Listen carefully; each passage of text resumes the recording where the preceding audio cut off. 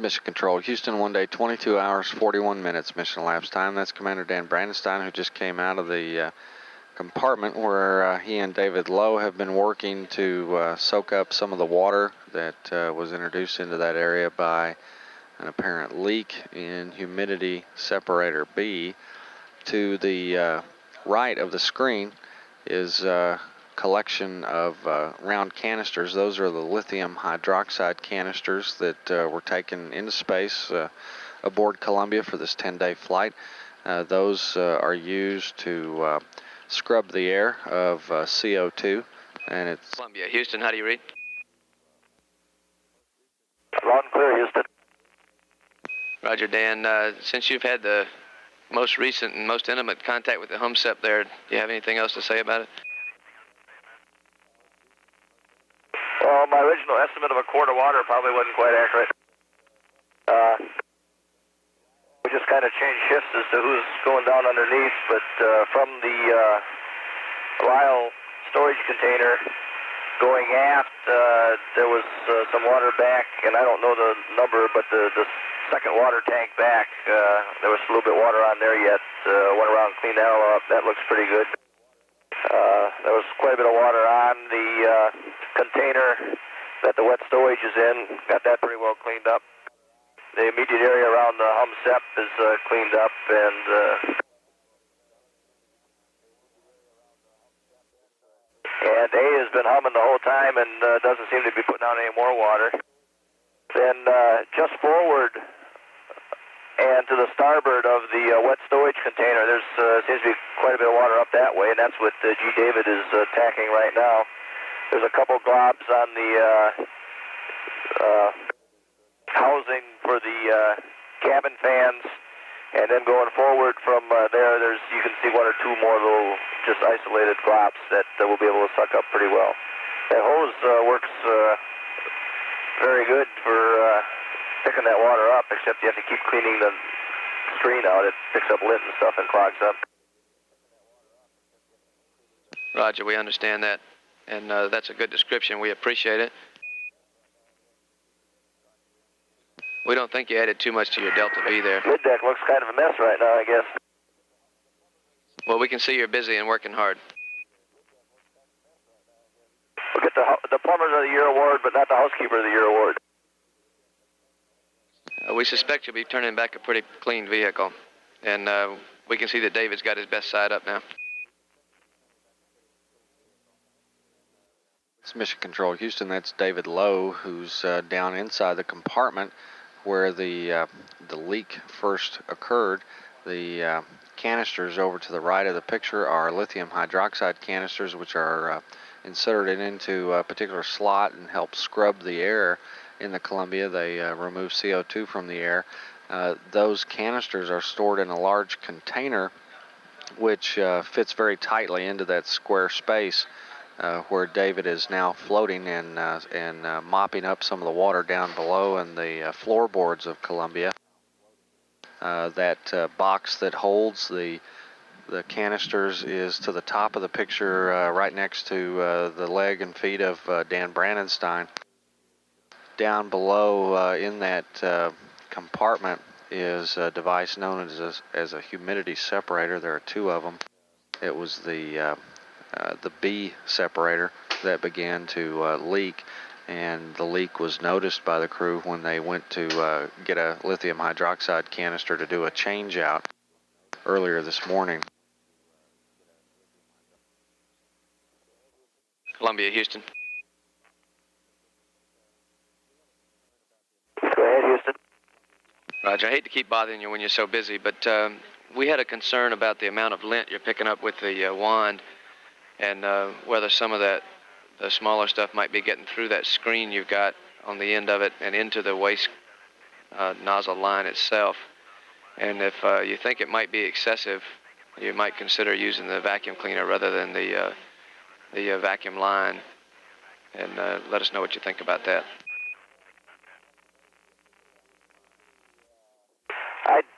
I don't really think it's that much, if any, is getting through, and we're being pretty religious in getting it cleaned up. You know, we don't go very long before we clean it, so if any's getting through, it's only a very, very small amount. Do you feel like you're finding a large quantity of lint down there, though, mixed in with the water? No, I don't think so. I think the problem is that water nozzle is, so small, it's such a small area that it doesn't take much to reduce its effectivity at sucking it up, so we're just being very cautious in cleaning it very often.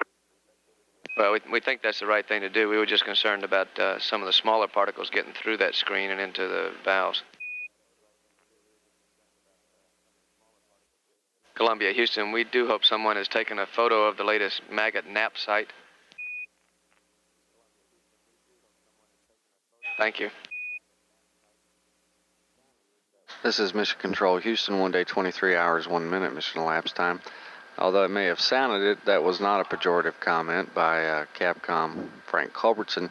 Maggots is a nickname of one of the recent classes of astronauts. One of the popular classes, well known for their desire to eat well and sleep deeply, and that's a name that has followed the members of that class around for the last several years.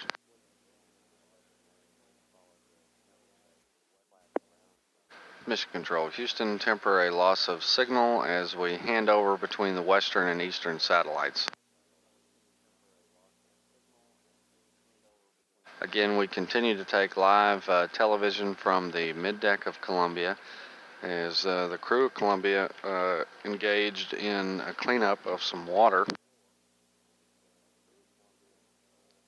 We're looking down onto the middeck floor where a container holds several canisters of lithium hydroxide. Those canisters used to help scrub the air of Columbia and remove CO2 from the breathing air.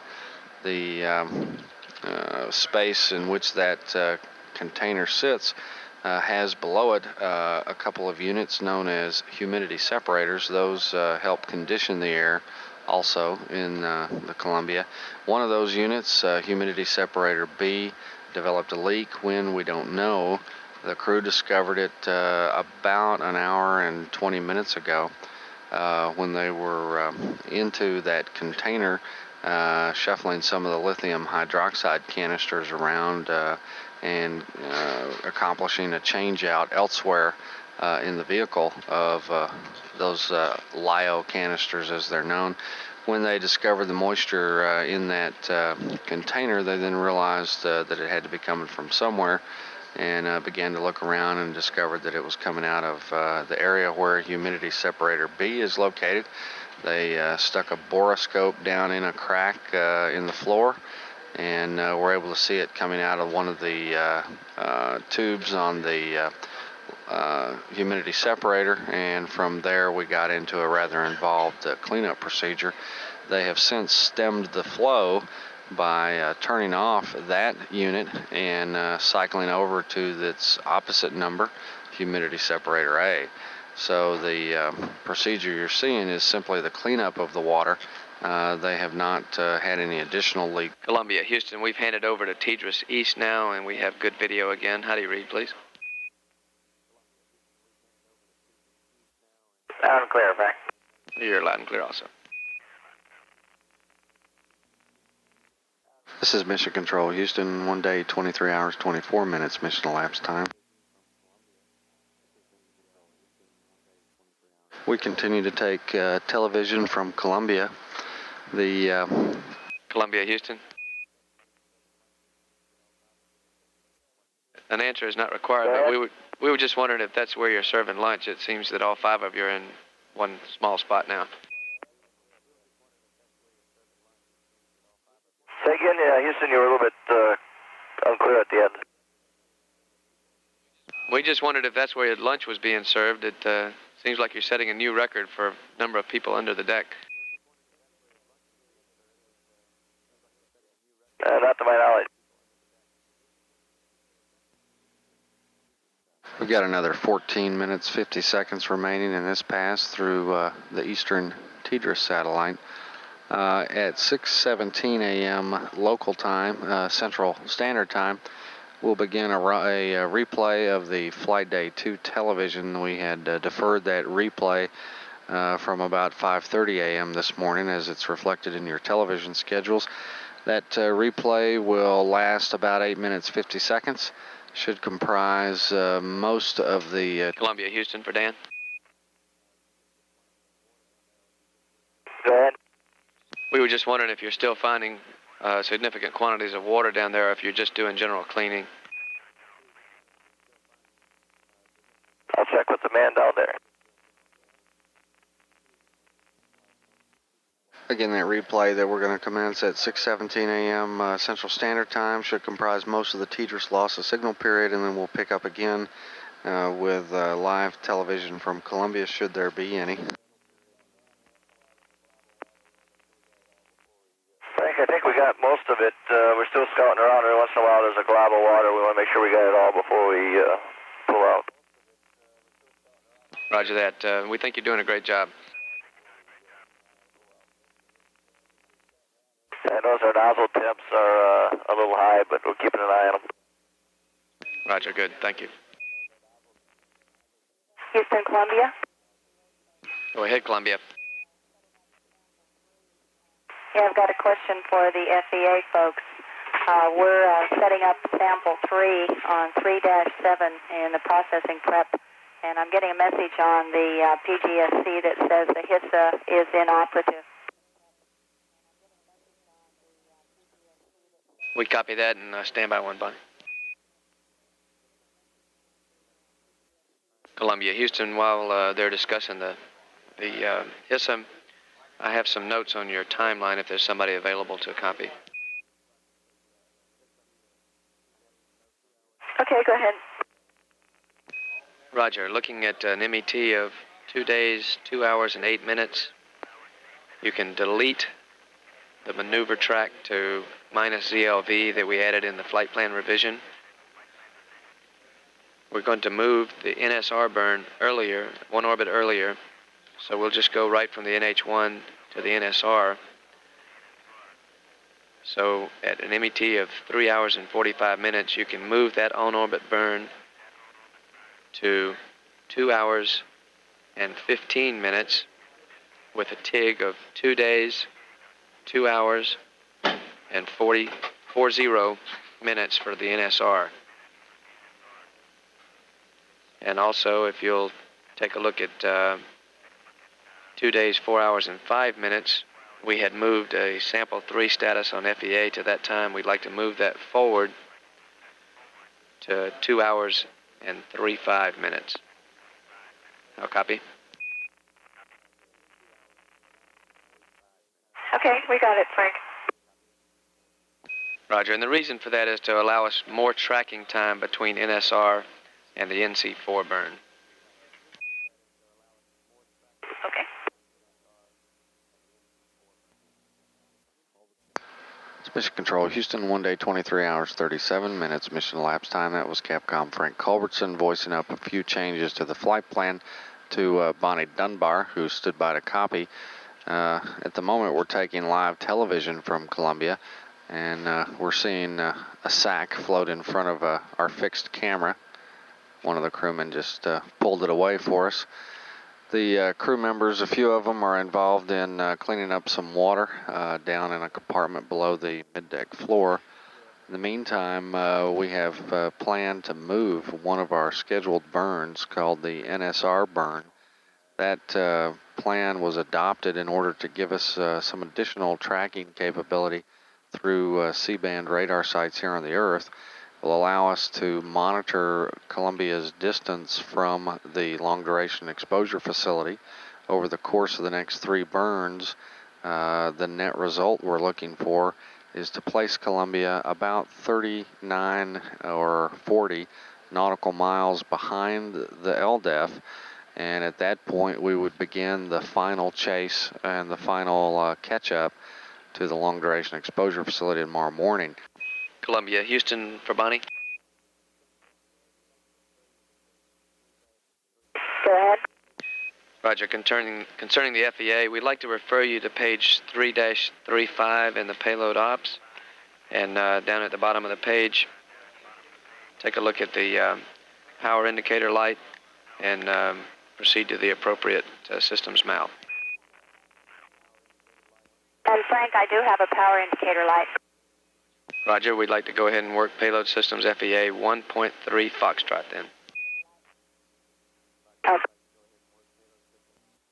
At any rate, the idea behind moving that burn around, the NSR burn, which is going to be moved up a few hours to 2 days, 2 hours, 40 minutes, is simply to give us a better insight into how our phasing is going, and if necessary allows us more time to compensate for any drift or dispersions that may show up. We don't expect any, but we like to protect against that sort of thing. Also, we're now just a couple of minutes, about 1 minute exactly, from loss of signal through the eastern satellite. We'll pick up again on the other side about 8 minutes from now. In the meantime, at 6:17 a.m. Central Time. Columbia, Houston, we have 1 minute till loss of signal on the tracking data relay satellite east. We did not have acquisition of signal on the Indian Ocean site this time, so we did not have UHF. We will pick you up on the western TDRS at 23 plus 49er. And during that loss signal period, we'll be doing a replay. Okay, see you there. Day 2 activities. Total time of that replay, 8 minutes, 50 seconds. This is Mission Control, Houston. Columbia, Houston, we're back with you through Tidris West. Frank, you're loud and clear. Dan wants to know, just before we button up the place, we think we got all the water out of it, if you'd like us to turn on HumSep A again, or is it, I guess it's HumSep B, to see if we can see the leak. Stand by on that, and then understand you are about ready to button up again. That's the affirmative. Columbia, Houston. Go ahead, Frank. Roger, we think due to the excellent borescope TV and your descriptions that we have a good feel for what the problem was, and that we have either a full or a partial blockage of the pitot tube on HumSep B, very similar to what we had on STS-32. You're free to go ahead and start buttoning it up without reactivating B. We think A is working very well, and we just wondered what your plan was to make sure we maintain ready access to that area if we do need to get to HumSep A. I think what our plan is, Frank, is to see if we can get this canister back in relatively easily, and then just until day before we come home, just leave it sitting there loosely. Well, actually it won't be loosely, but not bolted in with all the bolts, and then if we want to go back sometime, we can. That sounds good, Dan. And also, we just wanted to have you confirm that you don't think there'll be any problem making the TIG for this next burn in terms of having everything stowed and ready to go. Frank, we'll be ready for that. Roger that. Thanks a lot. And if you got a second, Frank, I'd like to go through our flight plan quickly for this afternoon and make sure I copied everything, all the changes down correctly. Roger, go ahead. Okay, it looks like GG drift termination step 3 is unchanged, and then we'll do the on-orbit Ohms burn. We'll start setting up at 2:15, do the NSR at 2:40.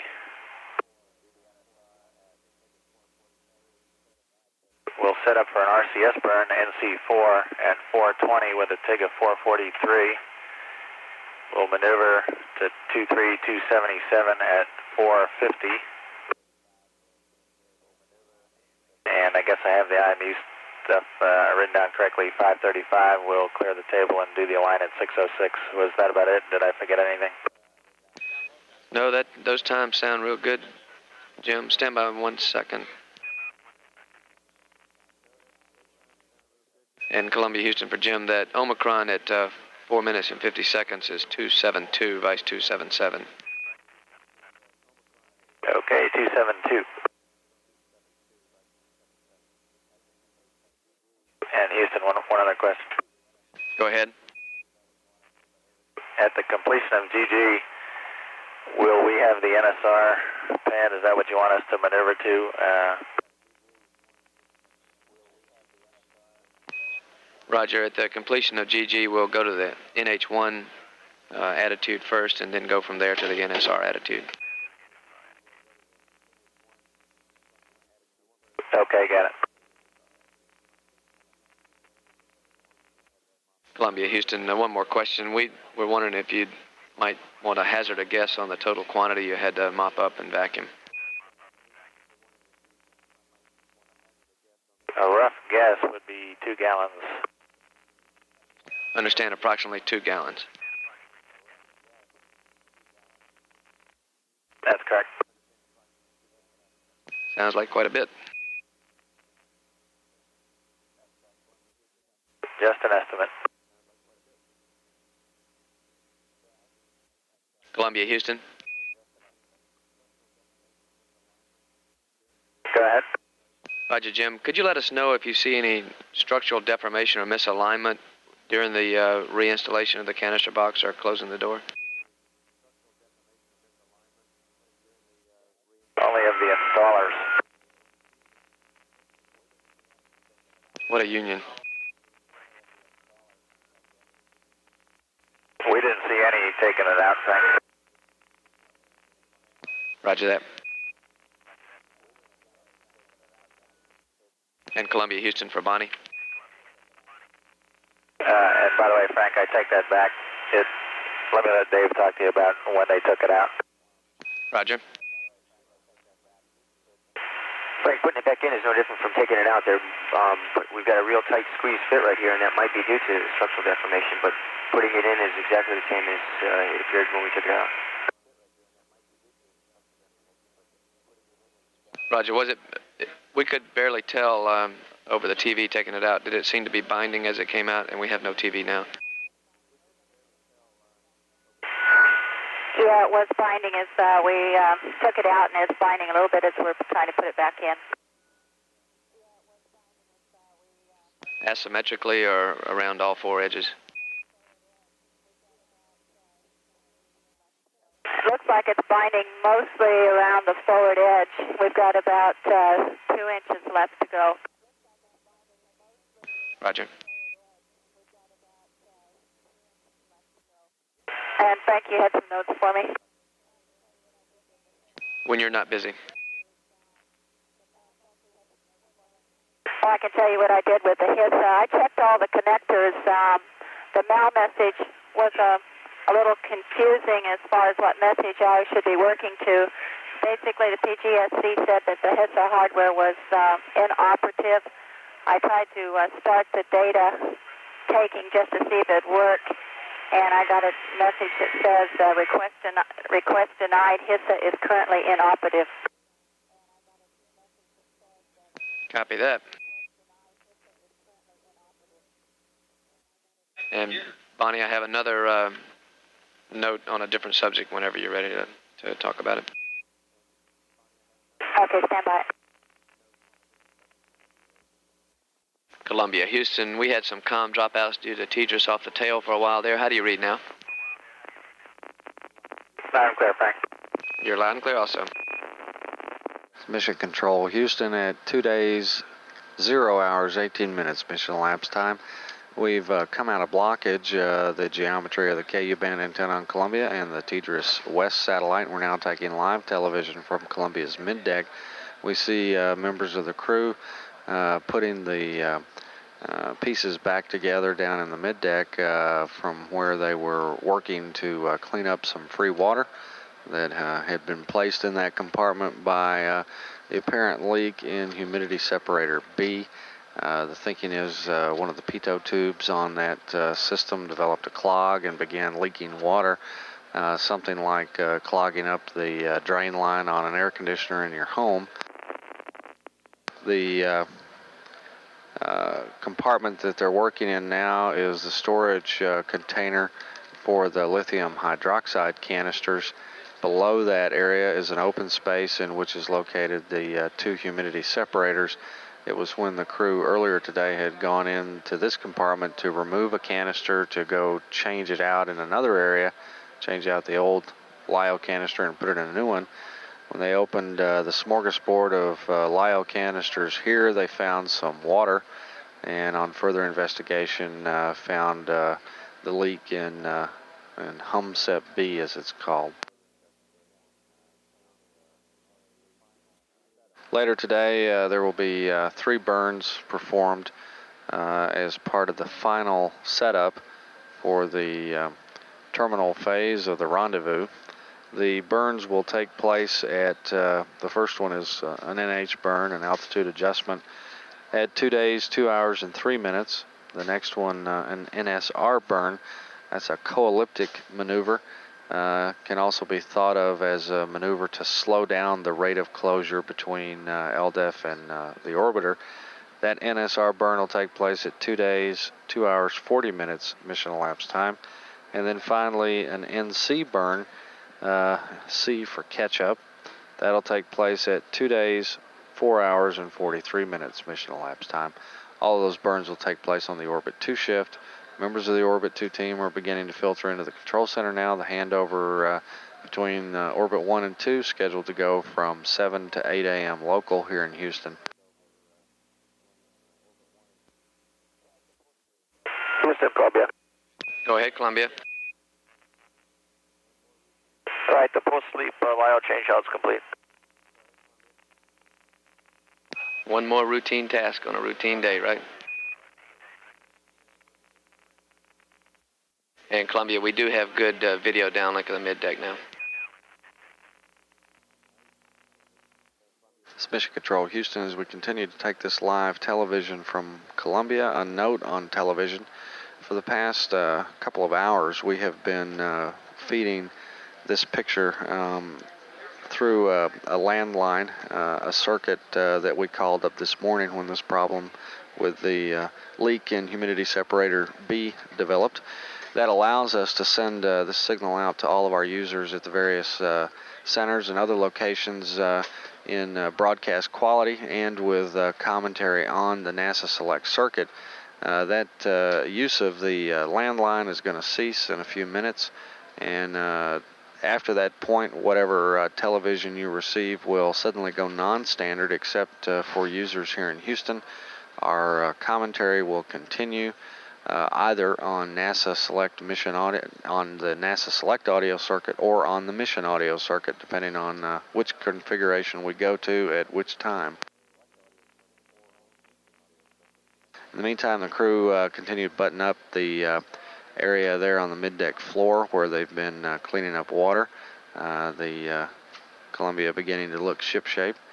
And they've just buttoned up the floor where the lyo containment canister is located, where the lyo containment box is located, and then installed on top of the floor. That long device is the treadmill that they use for exercise. Houston, Columbia. Go ahead, Bonnie. Well, I just had a message appear on the PGSC message line at 2320. It said the HESA hardware is now operative. Roger. It's amazing what these things do to fix themselves. Well, they must have gotten to that block that said unexplained anomaly. We were wondering what sequence of blocks you went through in procedure 1.3F, if you could tell us. Stand by. Okay, Frank, in 1.3F, the title on that is Poor HISA Data Transmission. The message I was getting was the first one that the HISA hardware was inoperative, and then the second one was command denied in terms of accessing that data.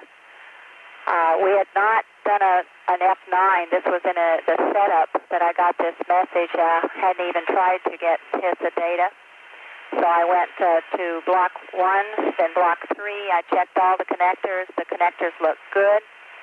The message did not clear, so I went to block 6, cycled the power, and the message had not cleared at that time, so I was in block 7.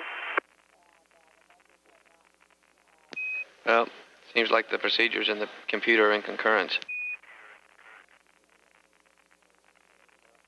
It's true. I'm just happy to have the data back. Roger. And we have another message for you when you're ready to discuss it. Stand by. Houston, Columbia. Go ahead. Go ahead with your message. Roger, Bonnie. This is concerning a question that you had prior to launch about the capture overlays on the CCTV monitor. Ideally, the crosshairs on the overlay and the electronic crosshairs would be centered. However, due to mounting area errors of the TV or electrical calibration errors within the TV or the monitor, it's often noted that the target is not perfectly centered under the crosshairs. The error this time is less than ½ an inch, which is very small when you compare that to the acceptable grapple envelope, which is up to 4 inches either side. And we don't expect it to pose any problem at all during the grappling. Okay, Frank. Thanks a lot. Appreciate that. Roger. Columbia, Houston with a couple of cleanup items. Go ahead. Roger, I hate to interrupt lunch, but we would like to take the TVs to command, and also you can take the master OEX power on. Okay, OEX power is ON. Roger that. And you have command on the TV. Roger, thanks. Columbia, Houston. Go ahead. Roger, just for clarification, we're still looking at the HISA problem we had, but we would like you to go ahead and press on with sample 3 while we do some analysis, and we'll have further words for you on that later. Okay, I was hoping you'd say that. I've been pressing ahead. I'm creating the molten zone now. Sounds good, thanks. Mission Control, Houston, we've just handed over between the west and the eastern satellites, and we're now AOS Teeters East. And we're again taking television from the middeck of Columbia. The crew back to the normal order of business after. Columbia, Houston, we've completed handover to Teeters East. How do you read? Loud and clear, Frank. You're loud and clear also. And we've regained real good video of the middeck. Roger. Crew members Bonnie Dunbar, Marsha Evans, and David Lowe seen here as Marsha ascends into the flight deck, getting back on the regular timeline after the maintenance this morning to clean up some of the water from that leak in one of the humidity separators. Houston, Columbia. Go ahead, Columbia. Okay, we're going to terminate your downlink for a while to reconfigure the cameras. Copy that. And we sure did enjoy watching y'all work so hard. Mission Control, Houston, that concludes for now the downlink from Columbia.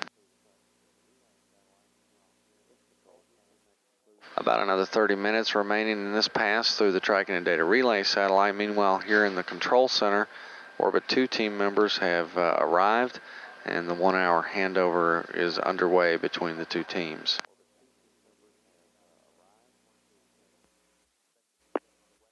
Columbia, Houston will be LOS Teeters East in about 1.5 minutes.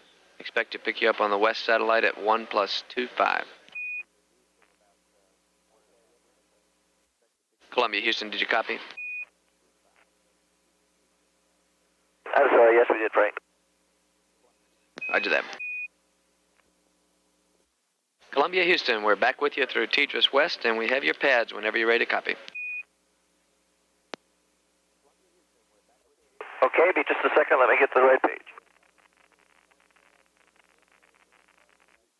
Okay, Houston, we're ready to copy. Roger, I have both the NH1 pad and the preliminary NSR pad. I'll start with NH1. Ohms ohms left. TV roll 180. Trim load minus 0.4 plus 5.2 negative 5.4. Weight 227.219er. TIG 02/02:42.3. Delta VX negative 007.0. Delta VY all balls. Delta VZ all balls. Maneuver attitude, roll 214, pitch 083, yaw 084, delta V total 007.0, TGO 00:08, Vigo X plus 006.60, Y plus 001.42, Z plus 001.902, HA 179er, HP plus 169er, Ohms gimbal check, left primary post burn and right primary post burn. RCS interconnect is right ohms to RCS. Down mode options none. Helium reg test will be left. A to GPC, B closed. And a note, we'd like to go to the NSR burn attitude as soon as the NH1 burn is complete. Read back. Okay, it's left ohms, TV roll 180, trim load minus 0.4 plus 5.2 minus 5.4. The weight is 227.219er. The TIG is 2 days, 2 hours, 2 minutes, and 42.3 seconds. Peg 7 targets. VX minus 7.0. All balls. Attitude is 214.083.084. Delta V total is 7.0 with a TGO of 8 seconds. VGO is X is plus 6.60 plus 1.42 plus 1.902. Orbit of 179 by 169. Left and right ohms gimbal checks. Primary post burn. Right ohms to RCS interconnect. No down mode. The left ohms helium reg AGPC B closed. And as soon as we're done with this, you want us to head over to the NSR attitude. That's a good read back, Dan, and I have the NSR preliminary pad when you're ready to copy that. Let her go.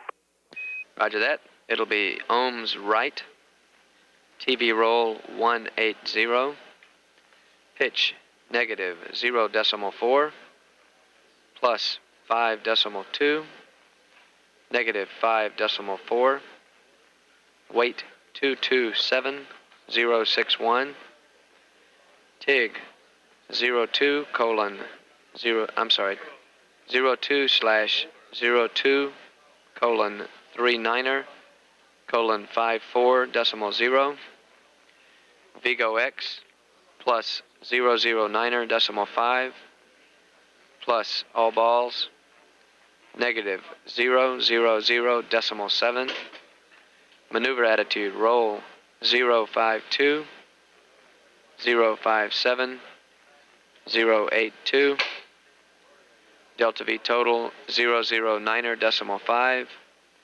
TGO 00:11. BGO X plus 008.93. Negative 001.95 plus 002.60. HA 180. HP plus 174. Ohms gimbal check post burn left primary and right primary. RCS interconnect right ohms to RCS. Down mode none. Helium reg test right ohms A to close, B to open. IMU deselect as NA. And another note, as soon as possible after the NSR burn, we'd like to mode the DAP to LVLH. Read back. Okay, Frank, right ohms burn, TV roll 180, trim load minus 0.4, plus 5.2, minus 5.4, await 227061, take time 2 days, 02, 39er, 54.0, peg 7 targets Delta VX plus 9.5, all balls minus 0.7. The attitude roll 052, 057, 082.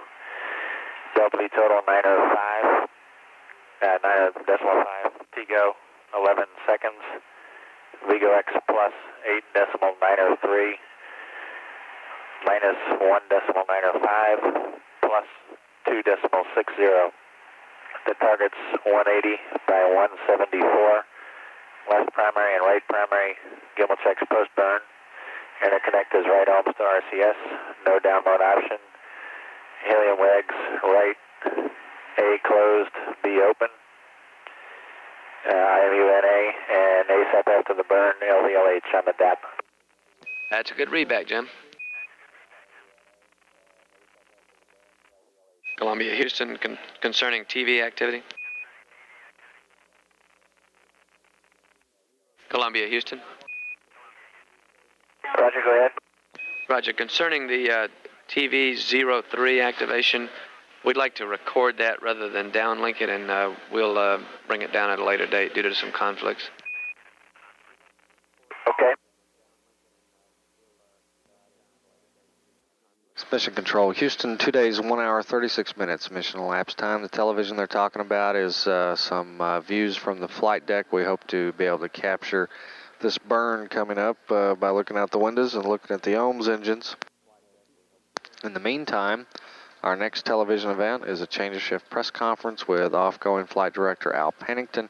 That briefing had been listed in the TV plan to be taking place at 8:45 a.m. CST. We're going to move that up 15 minutes, and it will begin promptly at 8:30 a.m. Central here in Houston. This is Mission Control. Columbia, Houston.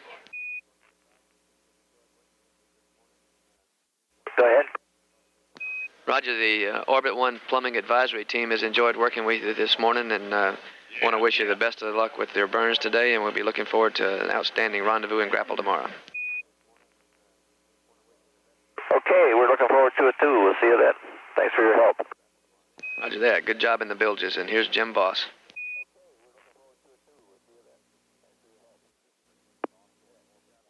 This is Mission Control. Our next television event on NASA Select is scheduled to be a change of shift briefing with off-going Orbit 1 Flight Director Al Pennington. That briefing scheduled to occur here on the half hour about 15 minutes from now at 8:30 a.m. Central Standard Time.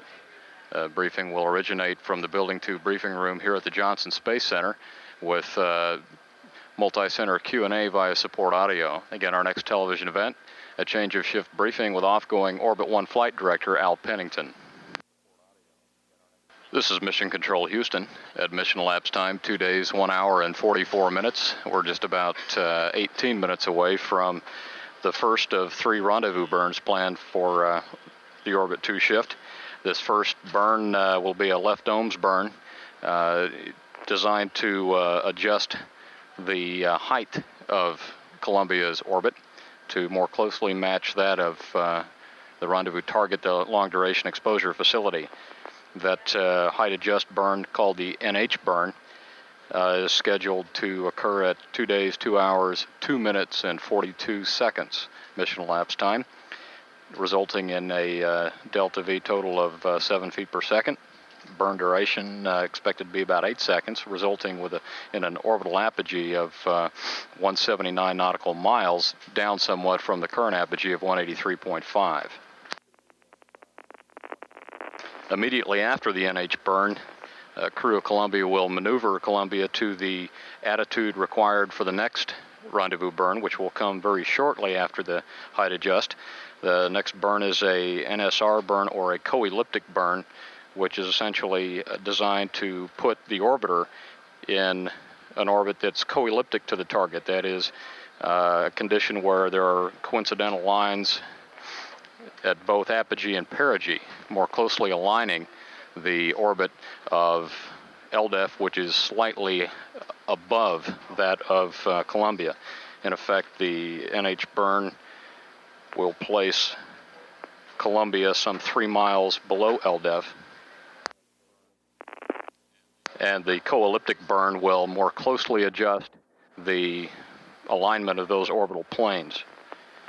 And again, just after the NH burn height adjust, the NSR burn is scheduled at 2 days, 2 hours, 39 minutes, and 54 seconds, resulting in a delta V total of 9.5 feet per second. That burn expected to be about 11 seconds in duration, resulting in an adjusted apogee of 180 nautical miles and a perigee of 174, up from the current perigee.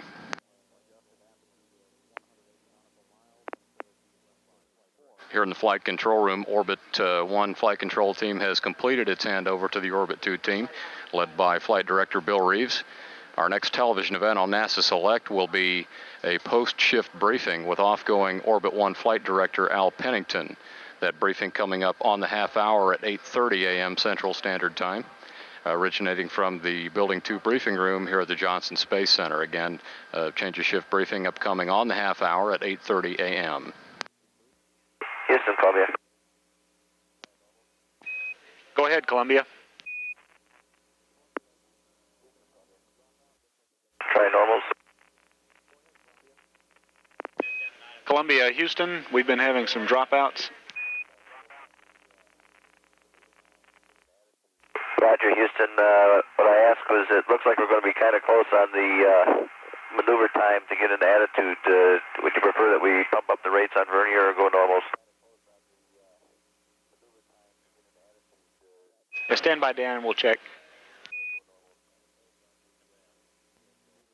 This is Mission Control Houston. Despite that which the most recent television schedule iterates, the next television event will not be at 8:45, but at 8:30 a.m. Central Standard Time, upcoming in just about 7 minutes. Originating from the Building 2 briefing room at the Johnson Space Center, a post-shift briefing with off-going Orbit 1 Flight Director Al Pennington. Columbia, Houston, Dan, we think you can go to DAP B1 on the norms and you'll get there in time. Okay.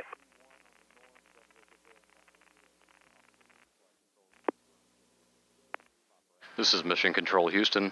Guidance and navigation officer here in the flight control room confirms that we're in the proper attitude for the height adjust burn, coming up in just about 8 minutes. This is Mission Control Houston. Mission elapsed time 2 days, 2 hours, 1 minute and 56 seconds. We're about 45 seconds away from the height adjust burn. Propulsion officer confirms that Columbia is in the proper configuration for the burn. GNC confirms we're in the proper attitude, and we'll wait about 30 seconds and watch that burn through the telemetry provided by the Tracking and Data Relay satellite system. This is Mission Control. Propulsion Officer reports burn complete. Burn was nominal. With that left OMS burn complete and the OMS system reconfigured, the next action by the crew of Columbia will be to maneuver to the appropriate attitude for the next rendezvous burn, the NSR burn, some 35 minutes from now. Again, the attitude maneuver upcoming momentarily, setting the stage for a second rendezvous burn of the day, 35 minutes from now.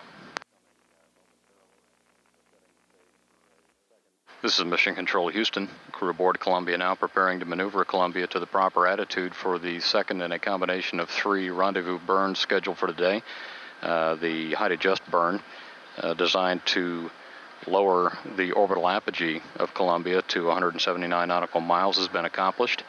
The next burn, the NSR or co-elliptic burn, is a burn that's designed to place Columbia in a co-elliptic orbit to the target, essentially meaning that both orbital apogee and orbital perigee will be equal in differential height between the orbit of Columbia and LDEF. Essentially, the target height and depth of the Columbia's orbit after the NSR burn is 180 by 174, which places it about 3 nautical miles below the orbit of LDEF, which is currently at 183 by 177. The combination of the last height adjust burn and the NSR burn, which will again produce essentially a 3-orbit lower shadow of the LDEF orbit, will set the stage for a catch-up burn, a phase adjust burn scheduled for later on this afternoon. That last of the 3 burn sequence today will begin once again closing rates on LDEF, setting the stage for final phase of rendezvous tomorrow. Columbia, Houston, we've had some comm dropouts. We're back with you now, and we have your NSR final deltas when you're ready. Okay, just a second. Okay, go ahead. Okay, Dan, first of all, your maneuver load for the NSR burn is on board now. And the deltas, the weight, 227057, TIG, 02/029:14.1 Peg 7 Delta VX plus 009.3, no change to Y, Z plus 000.1. Maneuver attitude, roll 044, pitch 066, yaw 083. Delta V tote 009.3, no change to TIGO. Vigo X plus 008.78, Y negative 001.92, and Z plus 002.56. Target HA 180, HP plus 173. How do you copy? Okay, we copied all that. Columbia, Houston, to make us all feel better, could you read that one back to us? Okay, stand by. Okay, Houston, the deltas you gave us were a weight of 227057. The tick time of 2 days, 2 hours, 39 minutes, 14.1 seconds. Peg 7 targets are Delta VX is 9.3, all balls, and minus 0.1. The maneuver attitude will be 044, 066, 083. Delta V total will be 9.3. V-goes will be plus 8.78, minus 1.902, and plus 2.56, with the final altitude being 180 by 173. Okay, Dan, one correction on your PEG 7 targets. Delta VZ is plus 0.1. Okay, plus 0.1. That's affirmed. Thanks. This is Mission Control Houston at mission elapsed time 2 days, 2 hours, and 31 minutes. We're just about 8.5 minutes away from ignition of the right ohms engine for the NSR burn. The NSR is a co-elliptic burn that combined with the NH burn conducted just a little while ago will place Columbia in an orbit directly below LDEF some 3 nautical miles. Current orbital apogee for Columbia is about 179.3, and current orbital perigee is 169.3. So by accelerating in the direction of travel, Columbia will raise its lower end of the orbit, or the perigee, to about 173, placing it in final orbital parameters of 180 by 173 nautical miles, some 3 nautical miles below the apogee and perigee of the LDEF orbit. The second of this combination burn this morning, the NH plus NSR, will set the stage for a catch-up maneuver later on this afternoon. The time of ignition of the NSR burn is 2 days, 2 hours, 39 minutes and 14 seconds mission elapsed time, with a total change in velocity planned at 9.3 feet per second. Total duration of the burn is expected to be about 11 seconds. Columbia currently in the proper attitude for the right ohms burn. This right ohms burn with a straight feed from the right ohms propellant again is designed to raise the lower end of Columbia's orbit and in an attempt to emulate the LDEF orbit some 3 nautical miles below that of the LDEF. With this last course alignment of Columbia's orbit with that of LDEF, it'll set the stage for a catch-up maneuver or phasing maneuver scheduled for this afternoon at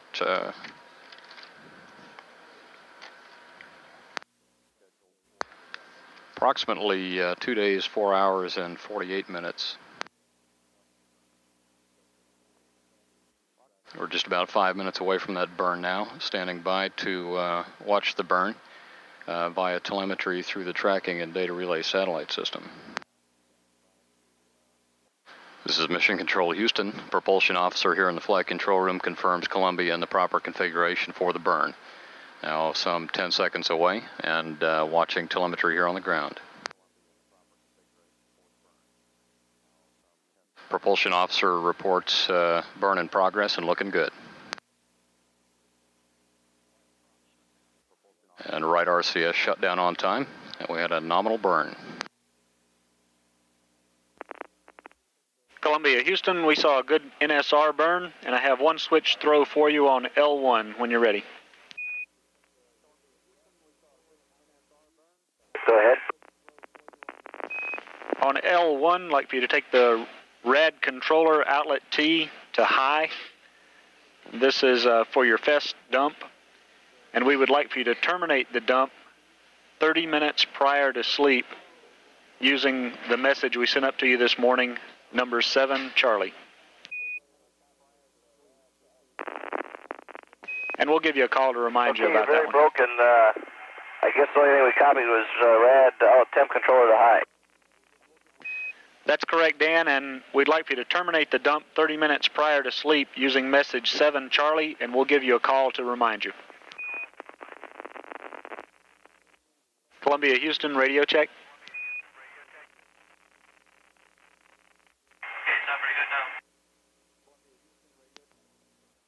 This is Mission Control Houston as we approach the end of the Cheater's East Pass. We're experiencing some comm dropouts.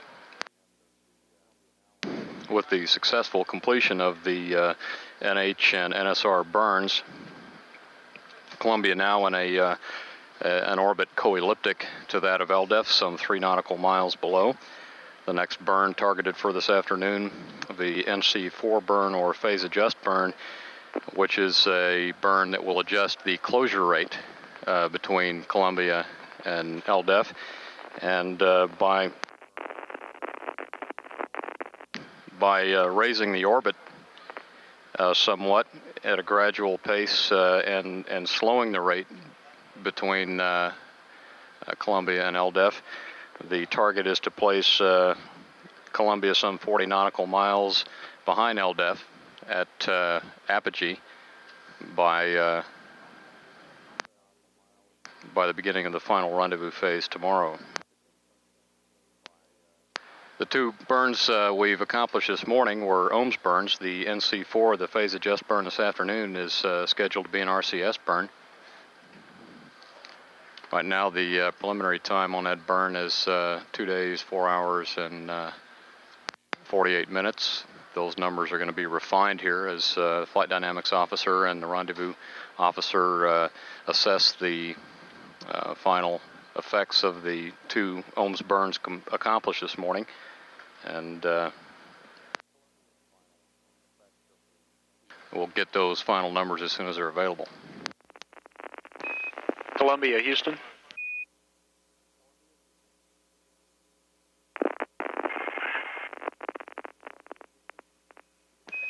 Columbia Houston.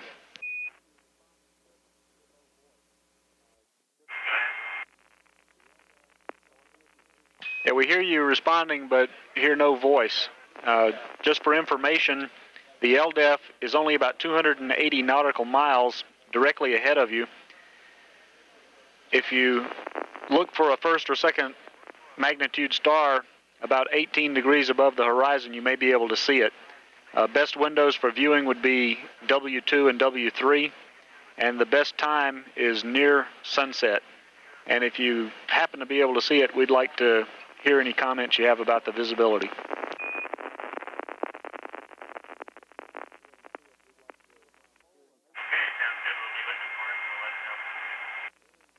Okay, and I think that's you, Wexby, and it sounds like you're coming from a hole or maybe speaking through someone else's microphone. Very weak and barely readable. And we're about to go LOS, and we'll be back with you at 3 hours and 2 minutes. Columbia, Houston, we should have a real good lock on our comm now. I'd like to have one more radio check with you before we go LOS.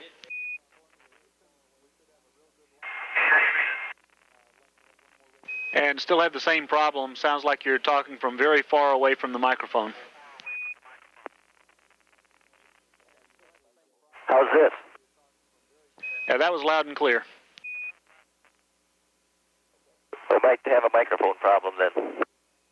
Okay, thanks. See you on the other side. Okay. This is Mission Control Houston at mission elapsed time, 2 days, 2 hours, and 56 minutes. We've passed out of range of the tracking and data relay satellite system due to acquire signal again in about 5.5 minutes. On this previous pass, we accomplished 2 of 3 rendezvous burns planned for today. The first, an NH or high digest burn, which succeeded in lowering the apogee of Columbia's orbit to 179 nautical miles, followed by an NSR burn, which was designed to place Columbia in a an orbit co-elliptic to that of LDEF, that is with equal differential heights both at apogee and perigee, about 3 nautical miles below the orbit of LDEF. That sets the stage for a third rendezvous burn this afternoon. That burn now scheduled for 2 days, 4 hours, 42 minutes, and 57 seconds. The NC4 burn, or phase adjust burn, is a burn that's designed to do several things by raising the apogee of Columbia's orbit. Will slow the rate of the approach between Columbia and LDEF. With that closure rate slowed down and the apogee adjusted somewhat, that should place, the plan is to place Columbia at its apogee some 40 nautical miles behind LDEF at the start of the final phase of rendezvous tomorrow. The NC burn is also designed to set the lighting conditions for the final phase of rendezvous. Both burns went very well this morning on time, nominal duration, effects of which are looking to be as expected. Flight dynamics and rendezvous officers currently quantifying the effects of the burns, and we'll have some revised numbers to read up to the crew for conduct of the NC4 burn in just a little while. Columbia now on the descending node of orbit 34. Again, we're due to acquire signal through the tracking and data relay satellite west in about 3 minutes. At 2 days, 2 hours, 58 minutes, this is Mission Control. Columbia, Houston, we're back with you on the west satellite. Loud and clear, Houston. Houston, Columbia. Go ahead, Columbia. Got a status on our other activities. Okay, we'll be happy to hear it.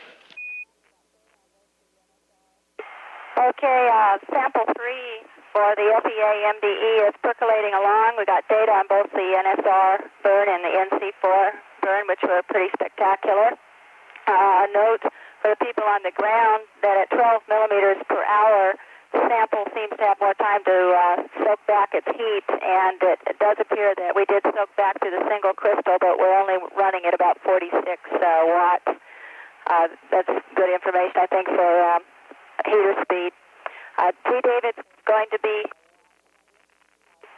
G. David... Houston, Columbia. Go ahead, Bonnie.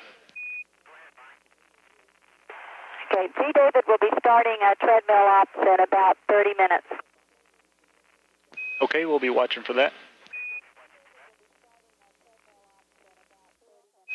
Columbia, Houston, thanks for the status report, Bonnie. You're welcome. Incidentally, we also finished AFB on David before he started his treadmill. We're doing Marcia next. I'll be up, and then we'll get Dan and Wex before they do their treadmills. Okay, we copy. This is Mission Control Houston. Mission Specialist Bonnie Dunbar confirmed that the fluid experiments apparatus experiment is up and working well, and that they saw some spectacular data in conjunction with the OMS burns conducted earlier this orbit. Those burns providing some evidence of disturbance in the development of the indium sample being processed in the FEA at this time. The FEA-3, or microgravity disturbances experiment, is one of the first designed to grow crystals during known disturbances in order to investigate the effects of the disturbances on crystal growth processes. The disturbances most interesting in this particular experiment are those derived by orbiter engine firings or crew exercise on the treadmill, but will also include a number of other disturbances typical of the orbiter environment. In addition to that, Dunbar confirmed that flight echocardiograph activities are underway again, and that Marcia Ivins is on deck, and that G. David Lowe has already submitted to the AFE data scan and is on his way to a jog in the park on the orbiter treadmill. All quiet aboard, or here in the flight control room, as crew continues to work actively aboard Columbia. The troubleshooting efforts this morning to remedy the leaky humidity separator has been put to rest, with the A side system performing well. The B side has simply been shut off. Before going to sleep tonight, though, flight controllers will ask the crew to, in the course of changing out the LiO canisters in the bay below the floor of the middeck, take another look in the area of the humidity separators and see if they can find any more accumulation of water below the floor. But the expectation at this point is that it would just be residual from the B-side leak, and the A-side so far continuing to perform well. We're just about an hour and 11 minutes away from RCS burn, the NSR burn, or I'm sorry, the NC4 burn, which is another phase adjust burn. This one essentially elevating the upper end or apogee of Columbia's orbit.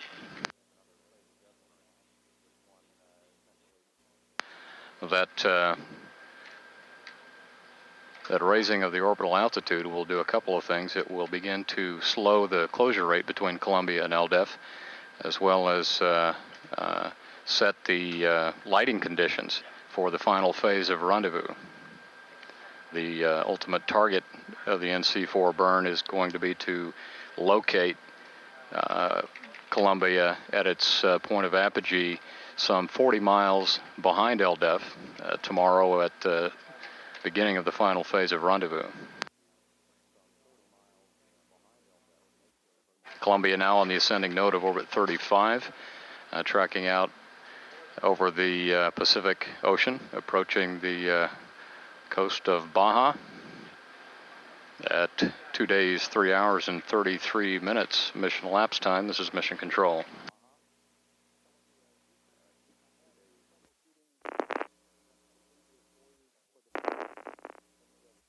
Columbia, Houston, I have some troubleshooting questions and procedures for you for the tags when you're ready. A couple seconds. She's been kind of working at it. If you can hang out a second. Okay, we're standing by. Columbia, Houston, we had some comm dropouts. We're back with you again. Loud and clear. Columbia, Houston, we expect to have bad comm until we hand over to the east satellite, so we'd like to hold off on the tags questions until then. Sounds good, that. Columbia, Houston, wonder if you could give us about a 10-minute heads up on starting on the treadmill so we can get some ground commands into the high wrap.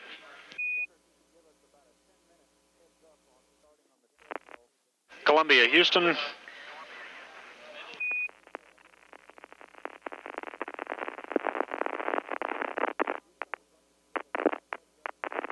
Go ahead. Yeah, Wix, we may be dropping out here, but if possible, we'd like for you to give us a heads up before they start on the treadmill, about 10 minutes if possible, so that we can get ground commands into the high wrap.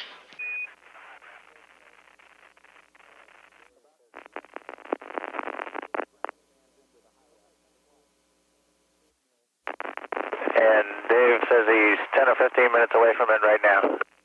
Okay, thanks a lot.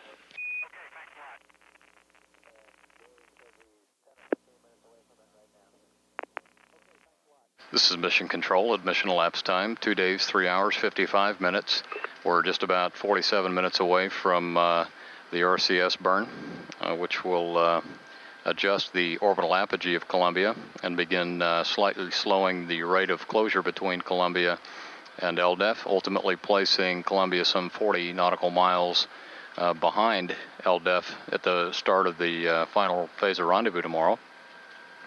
All quiet on the air-to-ground circuit, but a busy crew aboard Columbia with G. David Lowe on the treadmill, Marcia Ivins submitting to an American flight echocardiograph experiment being administered by Bonnie Dunbar, and pilot and commander Jim Weatherby and Dan Brandenstein preparing for the upcoming RCS burn. Columbia just about to cross the equator, begin the descending node of orbit 35. Currently at an altitude of 175.9 nautical miles in orbit with an apogee of 180 and perigee of 174.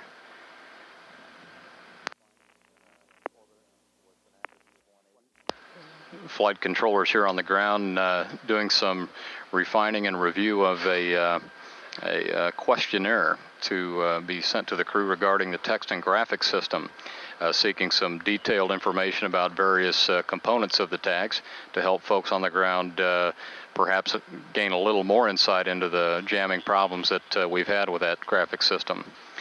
And we've just handed over from Teeters West to Teeters East at 2 days, 3 hours, 57 minutes into the flight of Columbia on shuttle flight STS-32. This is Mission Control. Columbia, Houston, we're with you on the east satellite now. Should have good comm and like to talk to you about the tags if you're ready. Listening about the tags. Go ahead. Okay, Marcia, first of all, some historical questions. When you were checking the pages that were processed through the developer, did any of those have dog-eared corners? Not a one. Okay, when you were manually clearing the jam, was the leading edge always past the cutter? I think the answer to that is yes. Okay, do you have any... Once I would take the accordion, there'd be an accordion piece on the bottom side of the cutter, and there'd be about a third of a page on the top side. Okay, that was my next question, was how far it stuck out. Was that the 1/3 of the paper or 2/3? The piece that I had to surgically remove, and I had to use the tool from the IFM kit, was about a third of a page. So it was getting a third of the page in and then smushing up the rest. Okay, let me ask this question anyway and see if you already answered it. The leading edge that was past the cutter, how far was that past the cutter, and was that distance consistent? Well, if the thing that I think is the cutter, then a third of the page was past it, and the piece that I surgically removed every single time was the identical size piece, and it's about a third of the size of a piece of paper. Okay, that's good. Now we have some actions for you to additionally troubleshoot. You can refer to page 2-54 of the MAL book for the schematic that has the nomenclature on it. Are you ready to copy? Go ahead. Okay, the first step is with the tags on, and while it is still jammed, we would like for you to look at the booster rollers at the rear of the paper tray using a flashlight. And the question is, are they rotating? The second step is with the power off. Wait, stand by. Okay, go ahead. Second step, with the power off, we'd like for you to check the capstan and pinch roller. And the question is there any type of contamination on either of those that might cause the paper to momentarily stick on them? Okay. The third step is also with the power off. With the pressure pad assembly closed, you can look just above the cutter bar at the entrance to the paper chute. In the center of that opening is a paper sensor. What we'd like to know is there any indication that the paper sensor is loose or that it might be protruding into the paper path? Okay. And that's all. If you can check that out and let us know, maybe we can find out what's wrong. Okay, on the way. Columbia, Houston, we've just sent you a new orbiter state vector, should be on board. And I have something about your VTR playback when you're ready to talk about it. Go ahead, Houston. Yeah, once you have finished the NC4 burn would probably be the best time to send us that VTR downlink because we'll have KU band at that time, but we'll need for you to maneuver to your new attitude as quickly as possible. You can use norms with DAP B1, and our KU band contact will end around 5 hours and 10 minutes. Do you think you'll be able to do that for us? Houston, Columbia, say again the last part. Yeah, Bonnie, we just want to make sure that you'll be able to do that maneuver quickly and get to the attitude so that we will have time to get the VTR playback, since we lose the KU at 5 hours and 10 minutes MET. Okay, we copy. And Bonnie, do you think you'll be able to accomplish that for us? That's a firm, Jim, no problem. Okay, thanks. Columbia, Houston, we're uplinking your maneuver load now, and we'll have your pad for you in about 5 minutes. Okay, thanks. Columbia, Houston, I have your NC4 burn pad when you're ready. Okay, just a minute. Okay, Jim, go ahead. Okay, this will be an RCS plus X TV roll 180. No trim load. The weight is 226779er. TIG 02/04:43:03.2. Peg 7 targets, delta VX plus 002.4. Delta VY and delta VZ are all balls. Maneuver attitude, roll 288, pitch 213, yaw 332. Delta V tote is 002.4. T go 00:10. Vigo X plus 002.36. Vigo Y is all balls. Vigo Z plus 000.47. Your target HA is 180. HP plus 174. Ohm's gimbal check is NA. RCS interconnect is right ohms to RCS. Down mode options is none. Your helium reg test is not applicable, and IMU deselect is not applicable. Okay, an RCS burn, TV roll 180, plus X RCS, the weight 226779er. Take time 2 days, 04 hours, 43 minutes, 03.2 seconds. Peg 7 targets, delta VX plus 2.4. And Y and Z are all balls. Roll, pitch, and yaw, attitude 288, 213, 332. Delta V total 2.4. TGO 10 seconds, Vigo X plus 2.36. All balls, plus 0.47. The apogee 180 by 174. And right ohms to RCS interconnect, and everything else is NA or none. And that's a good readback, Jim. Columbia, Houston. Go ahead. Yeah, Wixby, I have one small change to your maneuver after you've completed the NSR burn. And that is that the Omicron should be 273 vice 272. And that maneuver was scheduled at 4 hours and 50 minutes. And as we said before, we would like for you to do that as soon as you complete the burn. Okay, copy that. And the reason is it just helps us in putting the stars a little bit better in the field. Okay. This is Mission Control Houston. Flight Dynamics Officer here in the control room confirms that crew of Columbia has loaded in the targets for the phase adjust burn coming up.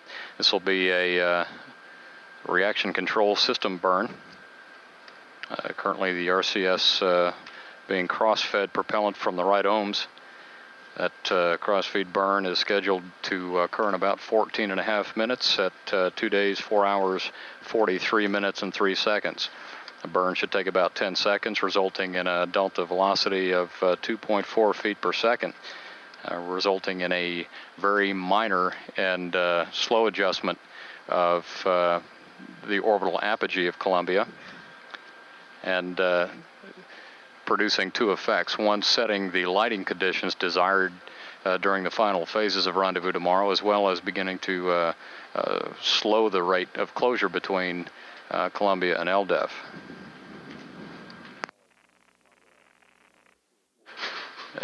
Just after the RCS burn, crew will be maneuvering Columbia to a YVV attitude, an attitude to support an upcoming alignment of the inertial measurement units. After achieving attitude, they plan to load the onboard video tape recorder and dump some pre-taped video of a previous ohms burn, that NH1 height adjust burn that was conducted earlier this morning. Was captured with payload bay cameras and recorded on board. Again, we hope to see that after the phase adjust burn coming up, and after the crew has reached the IMU line attitude. That's approximately 11:30 a.m. Central Standard Time. Columbia, Houston, we're going to go LOS in about 1 minute. We'll be back with you at 4:39. Okay, see you then. And you did say after this burn we'll maneuver on B normal. That's affirmative. Okay.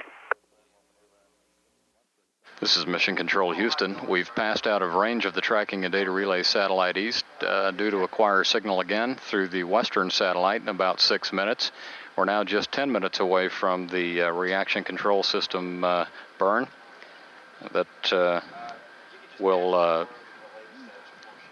slightly raise the orbital apogee of Columbia and begin slowing rates between Columbia and LDEF, as well as setting the lighting conditions for the final phase of rendezvous.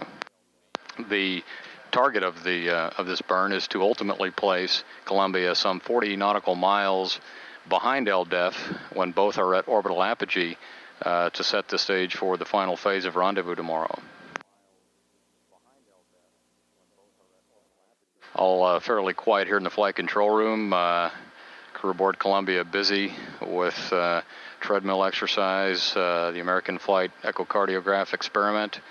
The fluid experiments apparatus is processing a sample, and in support of the microgravity disturbances experiment, crew members and accelerometers are observing and recording effects of disturbances in the crew cabin environment, both induced by orbiter engines and crew activity in the cabin on that processing.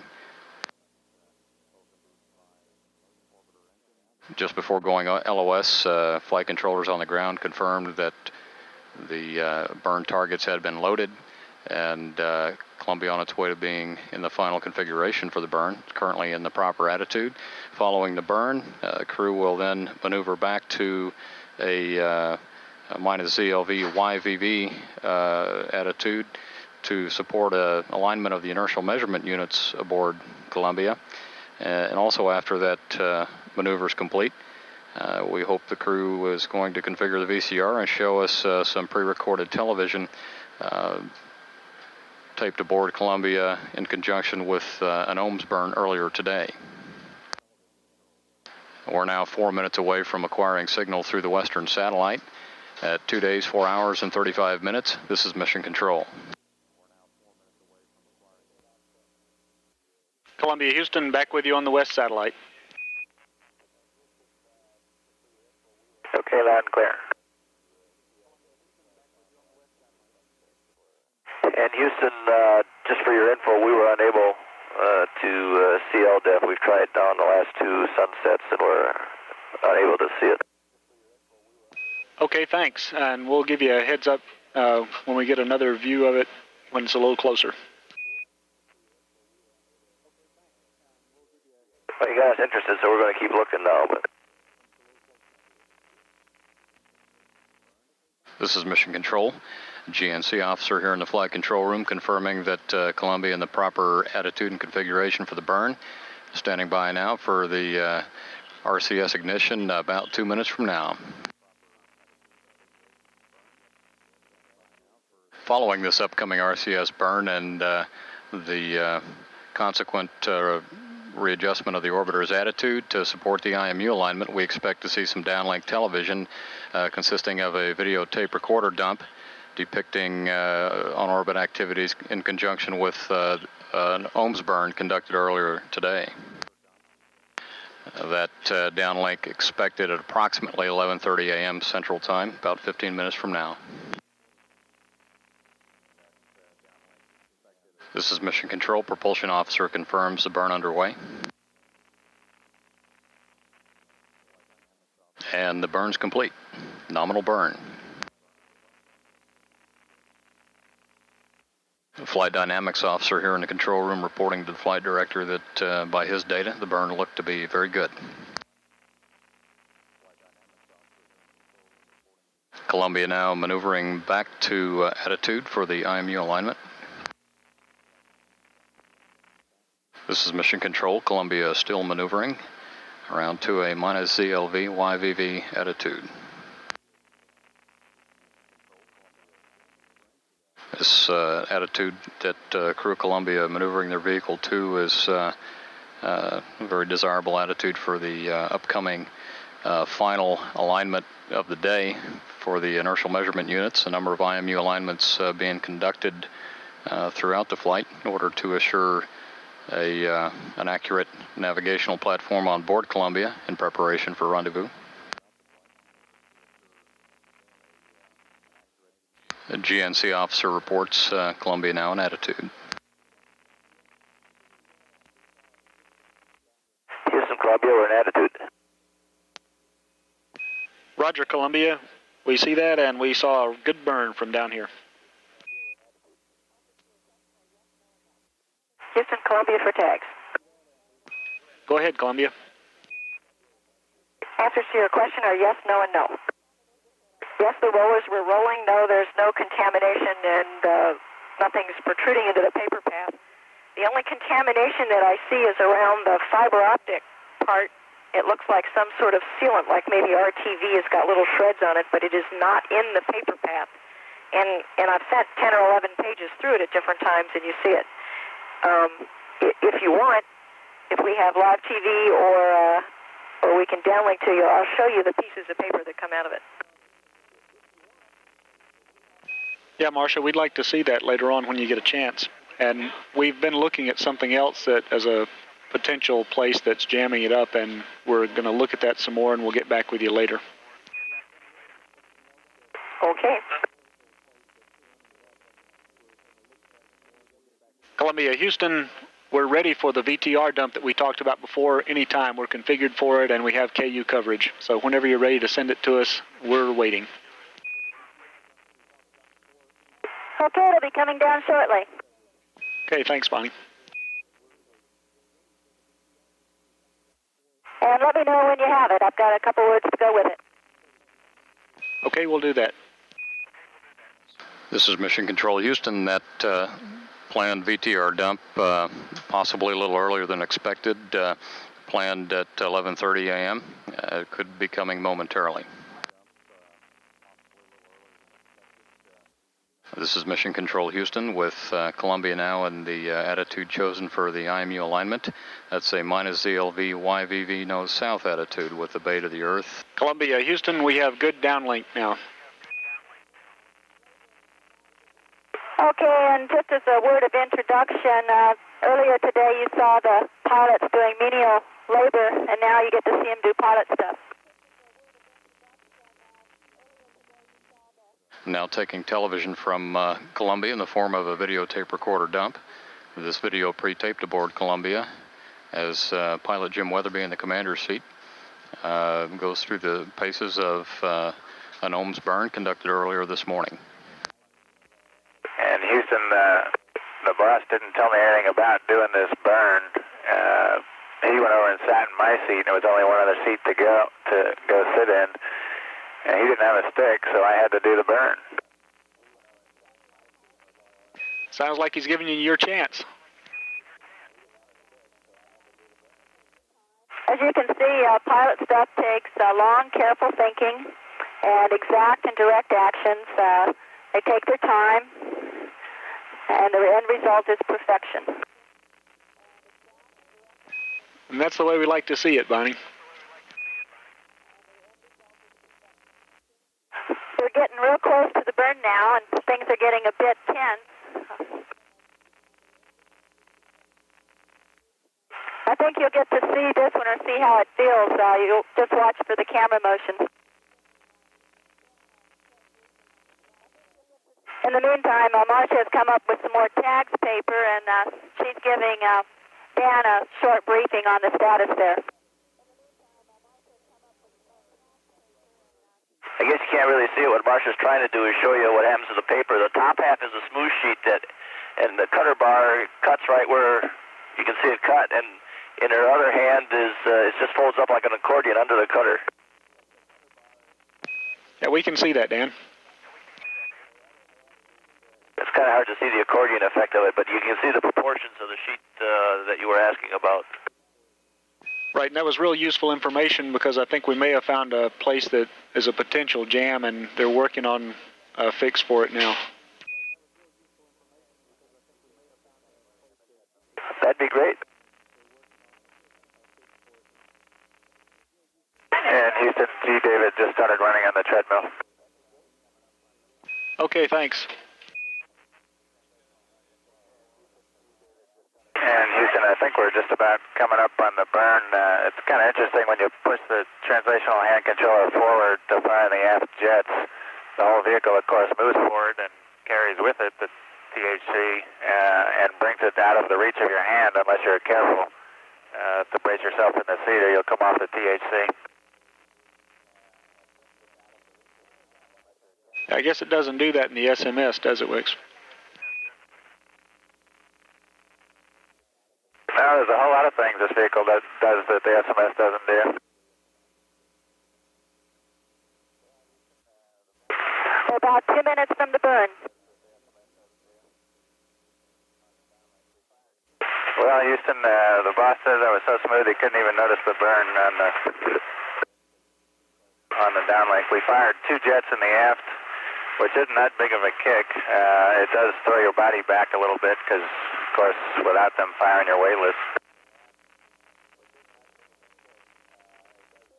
Yeah, Jim, we were watching, and it was pretty hard to tell when it happened.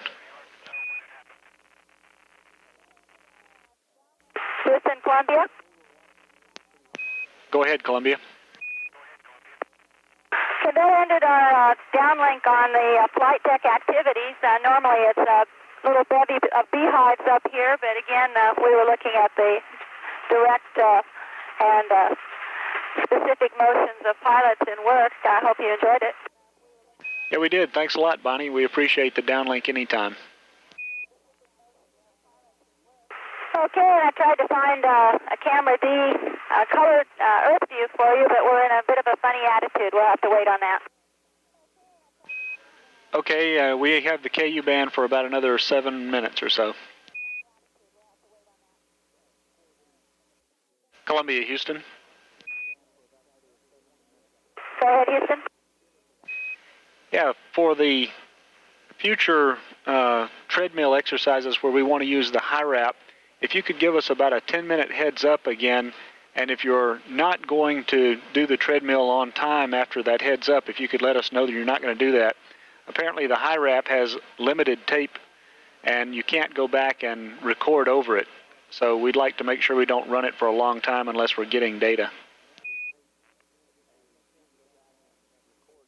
Columbia, Houston. Go ahead. I just wanted to make sure you got our last about the treadmill and the high wrap. Houston, we copied, and I guess you didn't hear our transmission back. David has already started the treadmill, and we'll give you a call when he's done, and you might want to take TV down if you have it right now. We're just seeing Don, and it's camera D. Okay, thanks for the views. And Bonnie, the problem with the high wrap, it takes them about 6 minutes to get the high wrap turned on. So if we don't get the heads up a little bit early, they won't get the first part of the treadmill. Yeah, and I understand that. That's our fault. We thought we'd given you a 30-minute heads up, and we forgot to give you one at 10. Yeah, maybe there was some confusion about the playback. During the playback, we got the word that David was starting the treadmill, and that was sometime after you did, in fact, give us a 10-minute heads up, and either there was a long delay before he started, or that was something that came up during the playback rather than real time. Okay, well, I guess he thought it was going to be 20 to 30 minutes, so we'll try to be a little better about that. Okay, thanks a lot. And do you have downlink? Yes, we do, and thanks for the real good view of the Earth off camera D. This is Mission Control Houston. We've temporarily lost our downlink as KU band has gone into blockage. Columbia, Houston. For your LDEF viewing, you can look just before sunset, about 18 degrees above the horizon, straight out in the plus Y direction, and maybe you'll be able to see it now. Okay, we kind of figured that's where to look for it, and we'll give it a shot. Maybe out the side windows, we'll get a little better shot at it. Okay, Dan. This is Mission Control Houston with Columbia in an attitude that places its payload bay towards the Earth, its nose pointing south. The plus Y axis, which is directly out the starboard wing, pointing along the velocity vector. The crew should be able to look out their starboard windows and in the direction of travel of Columbia, and with any luck, just some 18 degrees off the horizon, begin to locate as a faint distant star their rendezvous target, the long duration exposure facility. This is Mission Control. Our next television event is a replay of the recently downlinked videotape recorder dump. For those NASA Select viewers not located here at the Johnson Space Center, we received that downlink, color converted it here, and will replay it in living color for your convenience. Again, that next television event coming up momentarily, a replay of the VTR dump depicting flight deck activities in conjunction with an OMS burn earlier today. Columbia, Houston. Go ahead. Just for information, the LIO box for deorbit and landing will need to have at least 3 screws, one in each of 3 corners, to make it safe for landing. Just for you to know if you had to come back early. That's exactly the way we put it in. Okay, thanks. However, it isn't that we're overwhelmingly smart. It was just that 3 are all we could get in, or 3 corners are all we could get in. We could get more in each corner, but there's enough deformation that I think that 4th one's going to be hard to get. Okay, thanks. Columbia, Houston, for Dan. He's listening. We wanted to get Dan's comments concerning a proposed change in the prop feed for the rendezvous.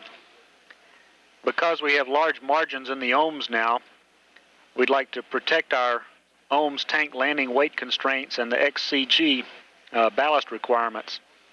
It looks like that the best option would be a left ohms to RCS interconnect, and this would help us out for our end of mission propellant planning.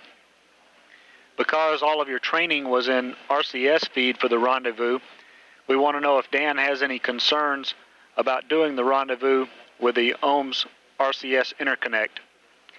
It looks like the worst case feed switch that you would have to do would be a tank switch back to the right ohms feed. You can think about this for a little while if you want to, and then just let us know how you feel about it. Okay, no, that sounds good to us. We don't have any problems at all with that, and we're the way we operate anyhow. You know, Wex kind of monitors the systems in his seat, so I mean that's just a different switch. So he's got to throw, and if we had to do something like that, so that's no problem at all. Okay, Dan, that sounds good, and it looks like that's the way that we'll go. We'll confirm it with you as we get closer to the rendezvous. Okay, thanks.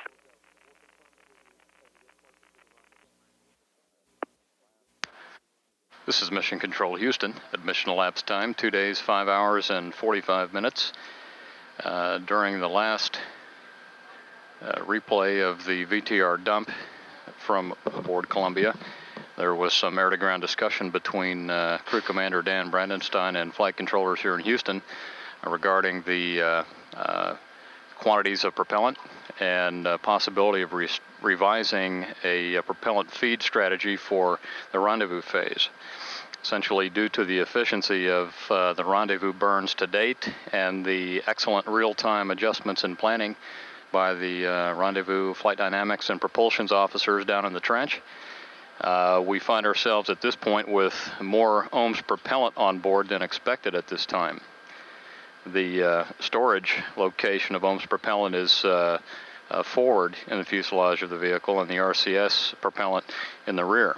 And in order to provide for a center of gravity at landing that will be well within our desired limits, a strategy for feeding the reaction control system during the rendezvous phase tomorrow has been adopted that would involve feeding the RCS from the left ohms, thereby depleting some propellant in the forward section of Columbia's fuselage. The question for the crew was in regards to their comfort with that plan. The nominal configuration trained to prior to flight was an RCS straight feed, and the question was put to Commander Brandenstein as to his comfort or discomfort with conducting the rendezvous operations tomorrow with a left ohms to RCS crossfeed. The response was that the adjustment from a crew perspective is minimal, and they didn't see any problems with that at all. So while that's not etched in stone, that certainly is a viable alternative for propellant usage during rendezvous tomorrow. We've also received some refined numbers regarding range and rate between Columbia and LDEF. After the NSR burn or co-elliptic maneuver earlier today, Columbia was some 282 nautical miles behind LDEF and closing at a rate of 27 nautical miles per orbit.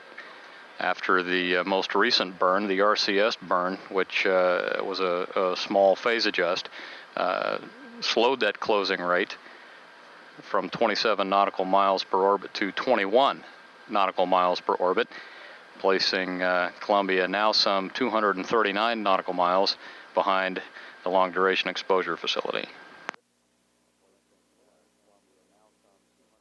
This is Mission Control Houston at mission elapsed time 2 days, 5 hours, 54 minutes.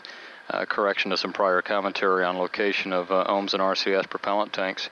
The aft RCS propellant tanks are actually in the forward end of the OHMS pods, and the OHMS prop tanks are actually aft of that in the middle of the OHMS pods, located at the aft end of the vehicle. But again, the issue is essentially the same.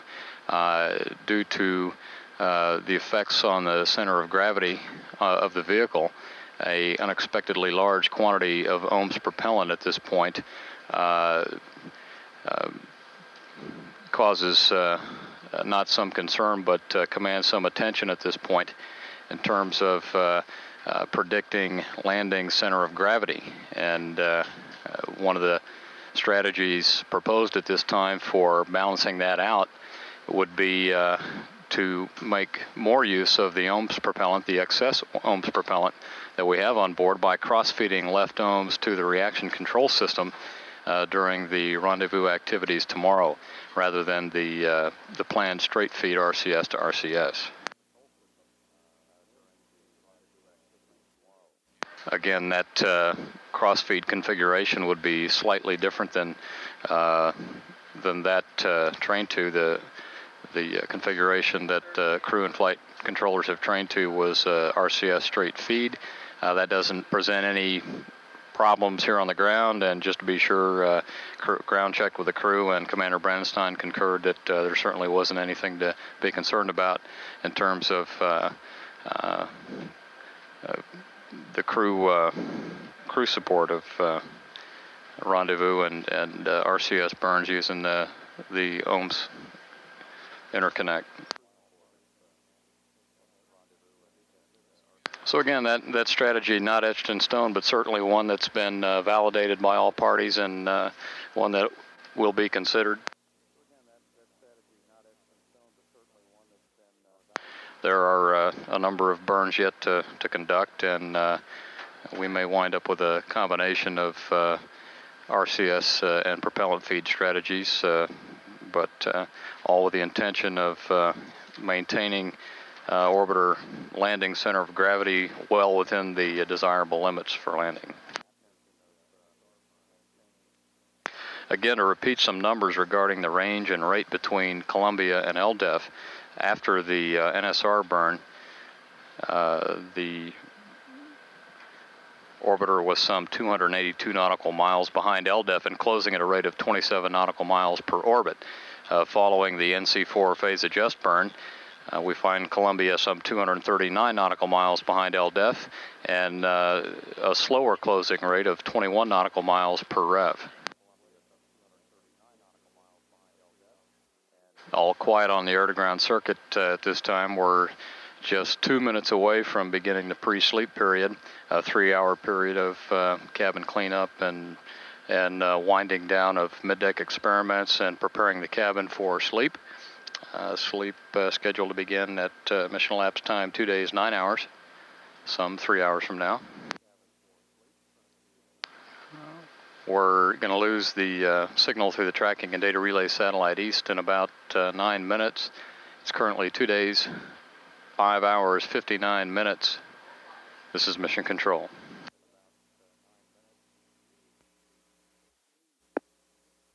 Columbia, Houston, with some words on FEA. FEA. Go ahead with FEA.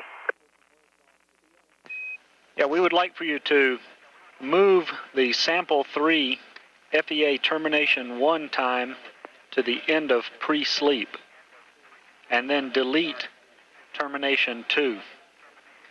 And we know that part of the sample won't be processed due to the early termination, but we think that we'll get lots of good data anyway. And we'll be going LOS in about 1 minute. We'll be back with you on the other satellite at 6:17. Okay, see you there. Columbia, Houston, we see good data. Your go to torque the platforms. Okay, I was right in the midst of doing that. Thanks. Columbia, Houston, we're back with you, and we have all the information we need on your IMU align except for the time that you torque the angles. Okay, fine. Let me give that to you.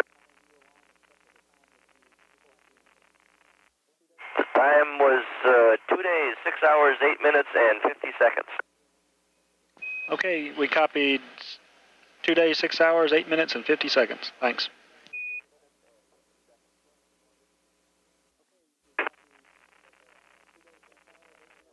Houston, Columbia. Go ahead, Columbia. Yes, sir, I am exactly 10 minutes away from starting the treadmill. Okay, Wixby, thanks a lot. We will turn on the high wrap and monitor that. Thanks. This is Mission Control Houston at mission elapsed time 2 days, 6 hours, 26 minutes. As evidenced here on the ground by telemetry from Columbia, the crew aboard Columbia well into their pre-sleep procedures as flight controllers here on the ground watch the beginnings of an auto fuel cell purge. Houston, Columbia. Go ahead, Dan. Okay, plan to do the KU band antenna cable positioning now if that doesn't interfere with anything you're doing.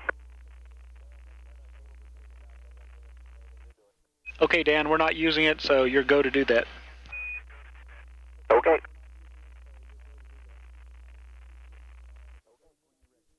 Columbia, Houston, I have your pre-sleep cryo config when you're ready. Go ahead, Chip. Okay, your cryo config for sleep, which we want you to do after doing your pre-sleep fuel cell purge. On panel R1, cryo O2 and H2, tank 1, heater Alpha and Bravo, all 4 of those to auto. Cryo O2, H2, tank 2, heater Alpha and Bravo, all 4 of those off. Cryo O2, H2, manifold valve, tank 1, 2 of those closed, talkback closed. Okay, you talk faster than I can write. Try it again. Okay, sorry about that. On R1, cryo O2 and H2, tank 1, heater Alpha and Bravo, all 4 switches auto. Tank 2, heater Alpha and Bravo, all 4 switches off. Then cryo O2, H2, manifold valve, tank 1, 2 of them closed, talkback closed. Okay, after the fuel cell purge on R1, the cryo O2, H2, tank 1, heaters A and B all 4 to auto. Tank 2, heaters A and B all 4 to off. The O2, H2, manifold valve, tank 1, 2 of them closed, talkbacks closed. Good copy there. And also, Marcia, if time permits, we'd like for you to check out the lower equipment bay for water. And you can do that when you change out the LiO canisters, or if you have time, it might be good to get out the borescope and take a look around also and let us know. We don't expect there to be any other leakage, but we just like to check, and we would like for you to verify that there is no more leakage every time you change out the LiO cans. Okay, we'll do that. We're having a hard time finding a volunteer to go change the LiO. Okay, thanks. We kind of got the impression that David liked it down there. He's the first one to not volunteer.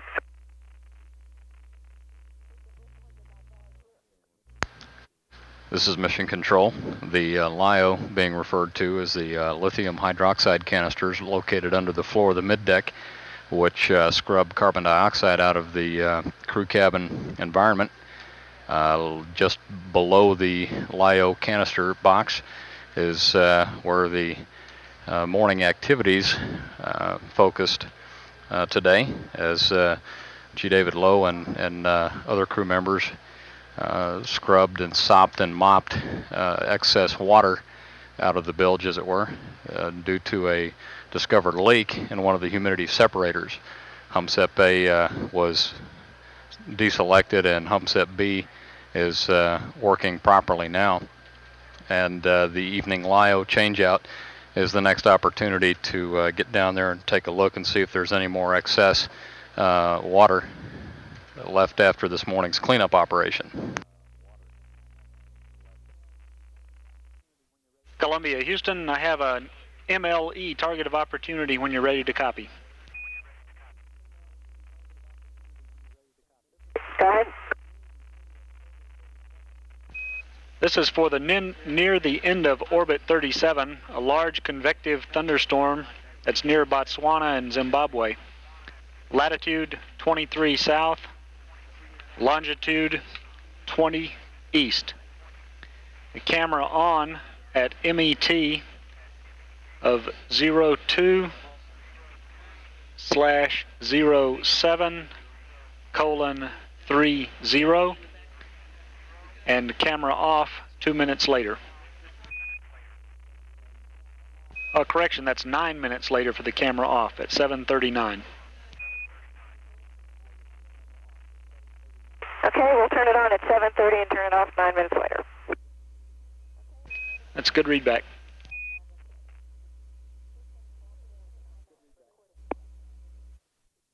Houston, Columbia with an IMAX recording question. Go ahead, Columbia. The tapes for the recorder, when it's done on one side, do I flip it over or does it just record on one side? Okay, hang on and we'll get you an answer.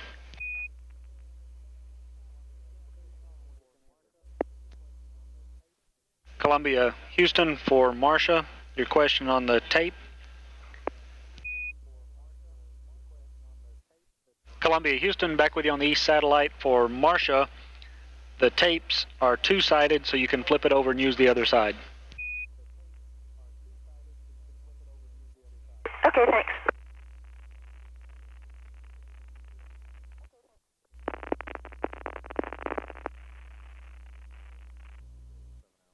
This is Mission Control Houston at mission elapsed time, 2 days, 7 hours, 47 minutes. We've passed out of range of the tracking and data relay satellite east. We'll acquire signal again through the western satellite in about 7.5 minutes. All quiet aboard Columbia. Air-to-ground traffic has been minimal. We're well into the sleep period, or pre-sleep period for the crew of Columbia, due to hit the SAC about an hour, 15 minutes from now. Columbia currently in an orbit of 180 by 174 nautical miles, and trailing some 200 nautical miles behind LDEF at this point, in a co-elliptic orbit about 3 miles below. And as Columbia's orbital apogee was slightly adjusted in the upwards direction with the last phase adjust burn of the day, Columbia is continuing to approach more slowly than before, but certainly surely at 21 nautical miles per orbit. Current planning has the next in the sequence of rendezvous burns occurring early tomorrow morning about 2:29 a.m. Central Standard Time, with a height adjust burn just about the time Columbia draws within 40 nautical miles behind LDEF. So with a very dynamic and busy flight day 4 rendezvous ahead of them, crew of Columbia cleaning up on board the vehicle, finishing the mid-deck activities, doing a little house cleaning, changing out LIO canisters, purging fuel cells, and all the things that astronauts do to prepare to put themselves in their vehicle to sleep for the night. And expect to hear from them again for a little while longer before we give them their good night. Should acquire signal in about 5 minutes through the tracking and data relay satellite west. At 2 days, 7 hours, 49 minutes. This is Mission Control. Columbia, Houston, back with you on the west satellite. I'm clear. Roger, thanks.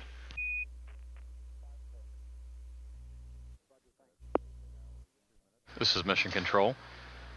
At 2 days, 8 hours, 2 minutes, we're just about to receive some unscheduled downlink television under the command of our Instrumentation and Communications Officer here in Houston to use the payload bay cameras aboard Columbia to take a look at some Earth views. This is Mission Control Houston. We're now taking live television from the payload bay of Columbia as Columbia experiences its first sunrise in 90 minutes.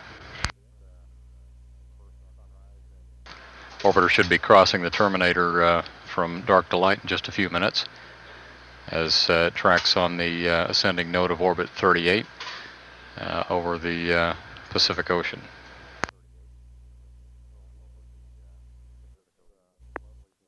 This is Mission Control Houston.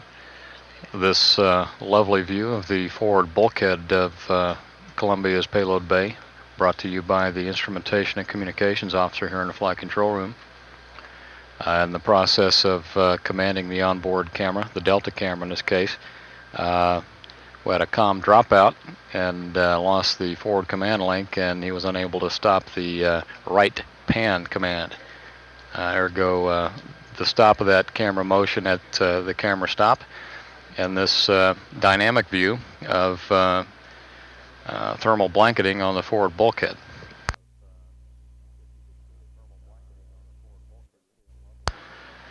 If you could see it, you would see a lovely sunrise on the Earth below as Columbia orbits at 176.8 nautical miles out over the Pacific Ocean.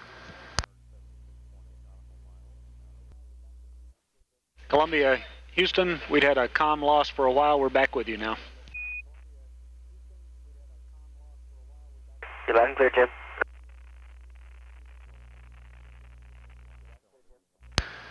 This is Mission Control. We're continuing to take live television from the payload bay camera aboard Columbia.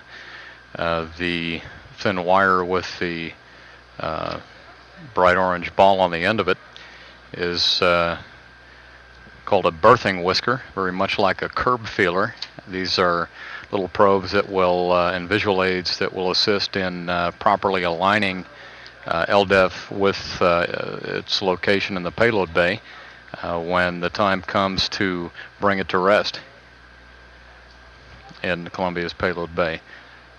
There's visible at the center of the frame is the upper whisker on the port side.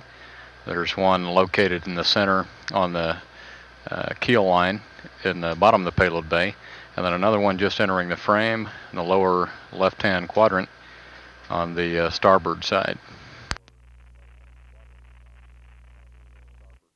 The Instrumentation and Communications Officer here in the flight control room taking advantage of this opportunity to use the cameras to survey the payload bay, the future home of the Long Duration Exposure Facility.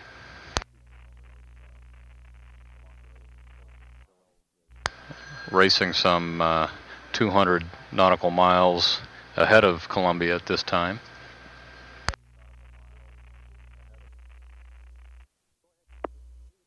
Houston, Columbia. Go ahead, Columbia.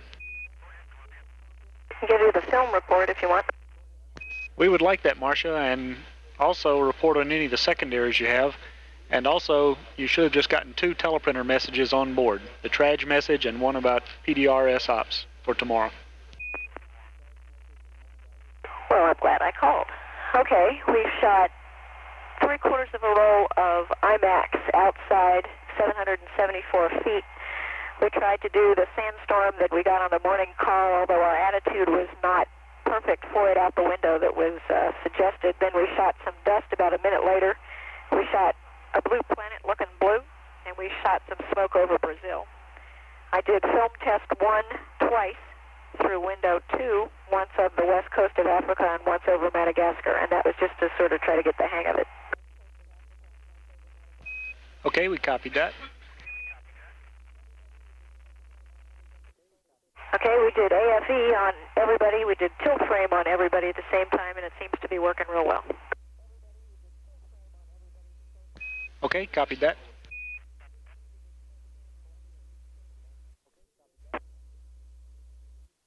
Columbia, Houston for Marcia. Columbia, Houston. Go ahead, Houston. Hi, David. We had dropped out while we were switching over to the east satellite. Wonder if Marcia could give us the last part of her AFE report.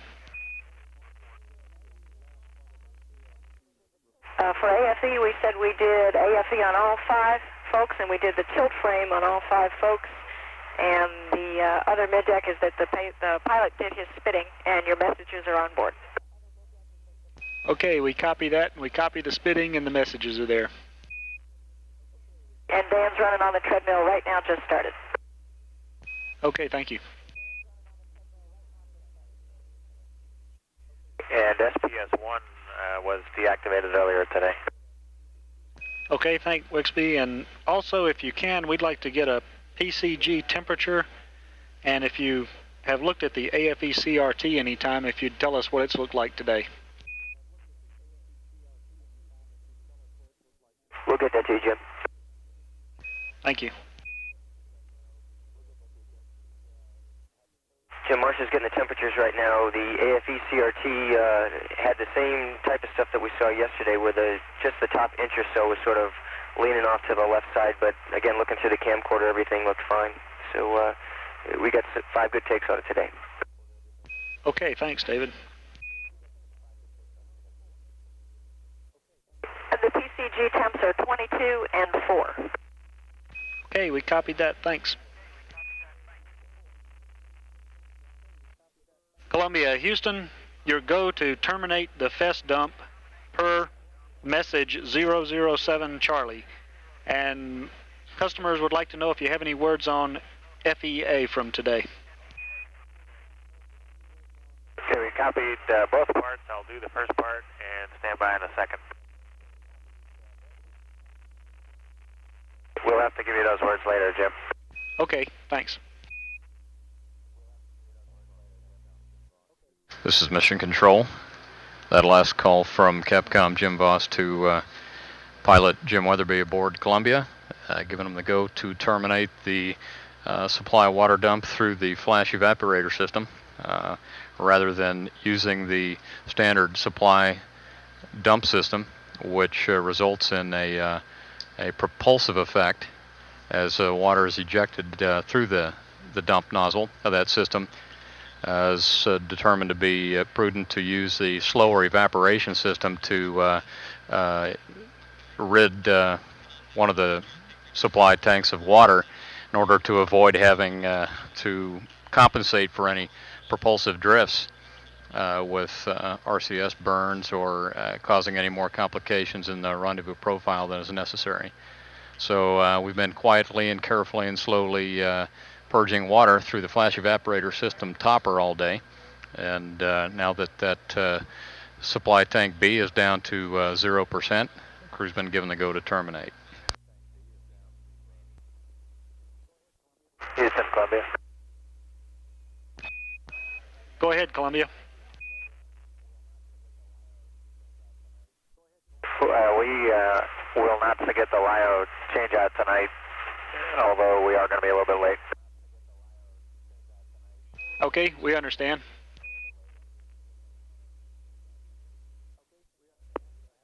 Columbia, Houston. Go ahead. Yeah, just for information, we see that you're catching up on LDEF. It's about 190 nautical miles ahead of you now, so maybe you'll have a little more luck with seeing it this time. The only things we have open are the LIO changeout, which you told us you'll do a little late. Report on the water down in the lower equipment bay if you have that yet. Something on FEA if you have anything, and just wanted to know if you'd gotten the photos for MLE. Okay, in reverse order, MLE was attempted, and Dan took a few photos and I think recorded some the pass that you wanted. I'm not sure that he got anything. We'll ask him a little bit later. FEA, I guess I'll have to give you that later also. Stand by.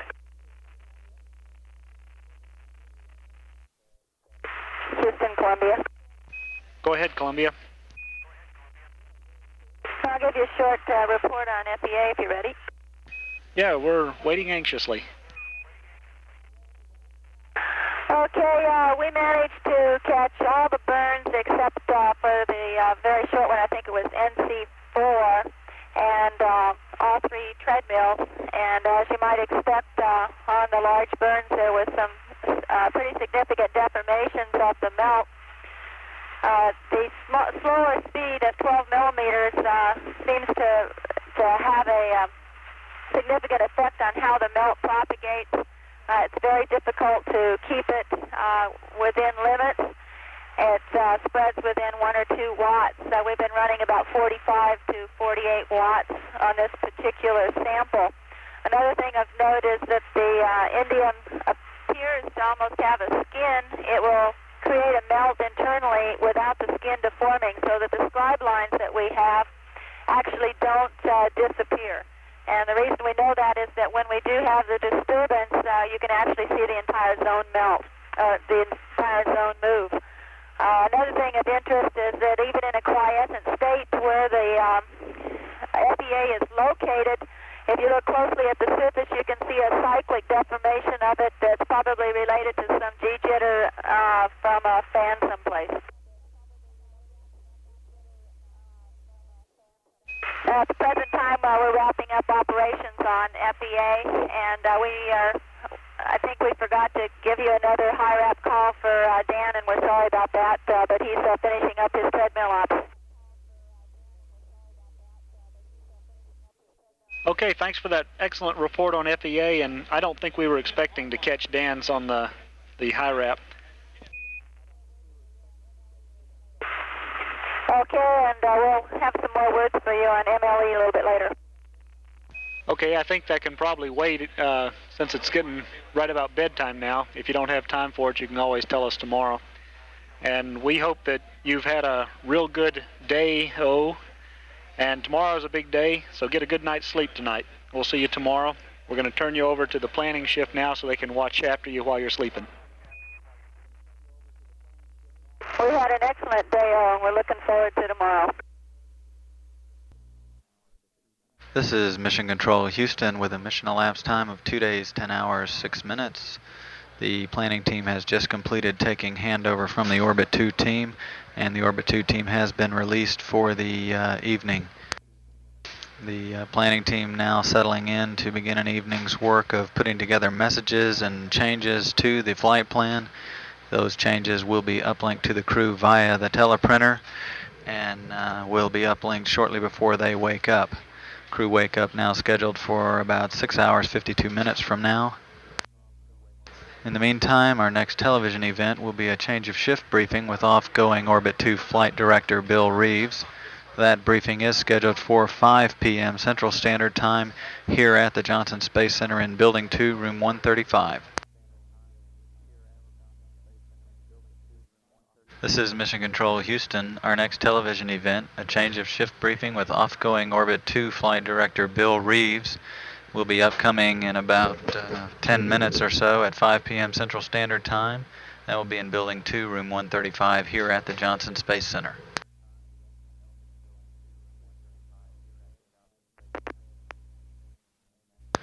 This is Mission Control Houston. JSA transmission of NASA Select will be interrupted shortly so that the Landsat folks can use the satellite. Broadcast will resume at about 8:30 p.m. Central Standard Time. Therefore, the next transmission may be non-standard. This is Mission Control Houston. We've lost signal with Columbia through the Tracking and Data Relay Satellite West. We will acquire signal through, or east, we will acquire signal through the western satellite in about 5.5 minutes. We've had some inquiries into some predictions on LDEF and Columbia at time of grapple tomorrow morning. The latest prediction on where LDEF will be when Columbia actually grabs the spacecraft. It is expected to be at an altitude of 178.8 nautical miles.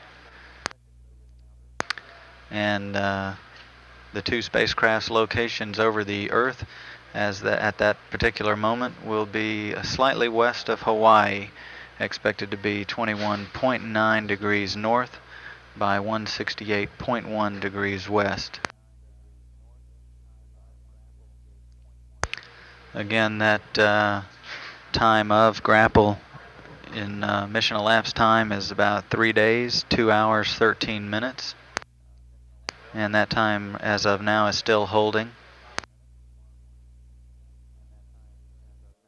When the crew wakes up tomorrow morning, currently about 5 hours and 54 minutes from now, Columbia will have decreased the distance between itself and LDEF. It will then, at crew wake up, will be about 94 miles behind LDEF, closing at a rate of 19 nautical miles per each orbit. Planning team members have now settled in and are preparing messages that will be uplinked to the crew in the morning mail. And as can be expected, most of the attention will be placed on the rendezvous later in the morning with the long duration exposure facility. Columbia is currently in a 181 nautical mile by 174 nautical mile orbit, chasing LDEF, which is in a 182 by 176 nautical mile orbit. Columbia has performed quite well so far during the mission, save minor problems with the text and graphics system, which currently is powered down and will not be used this evening to uplink messages to the crew. The instrumentation and communications officer reported earlier that an in-flight maintenance procedure is in work here on the ground, and reported that the problem was successfully duplicated on the ground, and therefore the in-flight maintenance procedure should work, or as we hope will work, and they will try that probably on flight day 5. And until then, they will leave the text and graphics system powered down. And also, in the event of a contingency related to not being able to grapple the LDEF for some reason or another, the flight dynamics officer will be this evening putting together some rough cut numbers as to the capability to reboost LDEF should that become necessary tomorrow. Pre-flight predictions were that LDEF could be boosted an additional 45 nautical miles, giving it an extra 6 months or so of life. And the flight dynamics officer will check on that and hopefully give some numbers later in the evening as to the reboost capability should that become necessary tomorrow. However, at this time, all indications are that there should be no problems with the actual rendezvous, grapple, photo survey, and berth of LDEF tomorrow morning.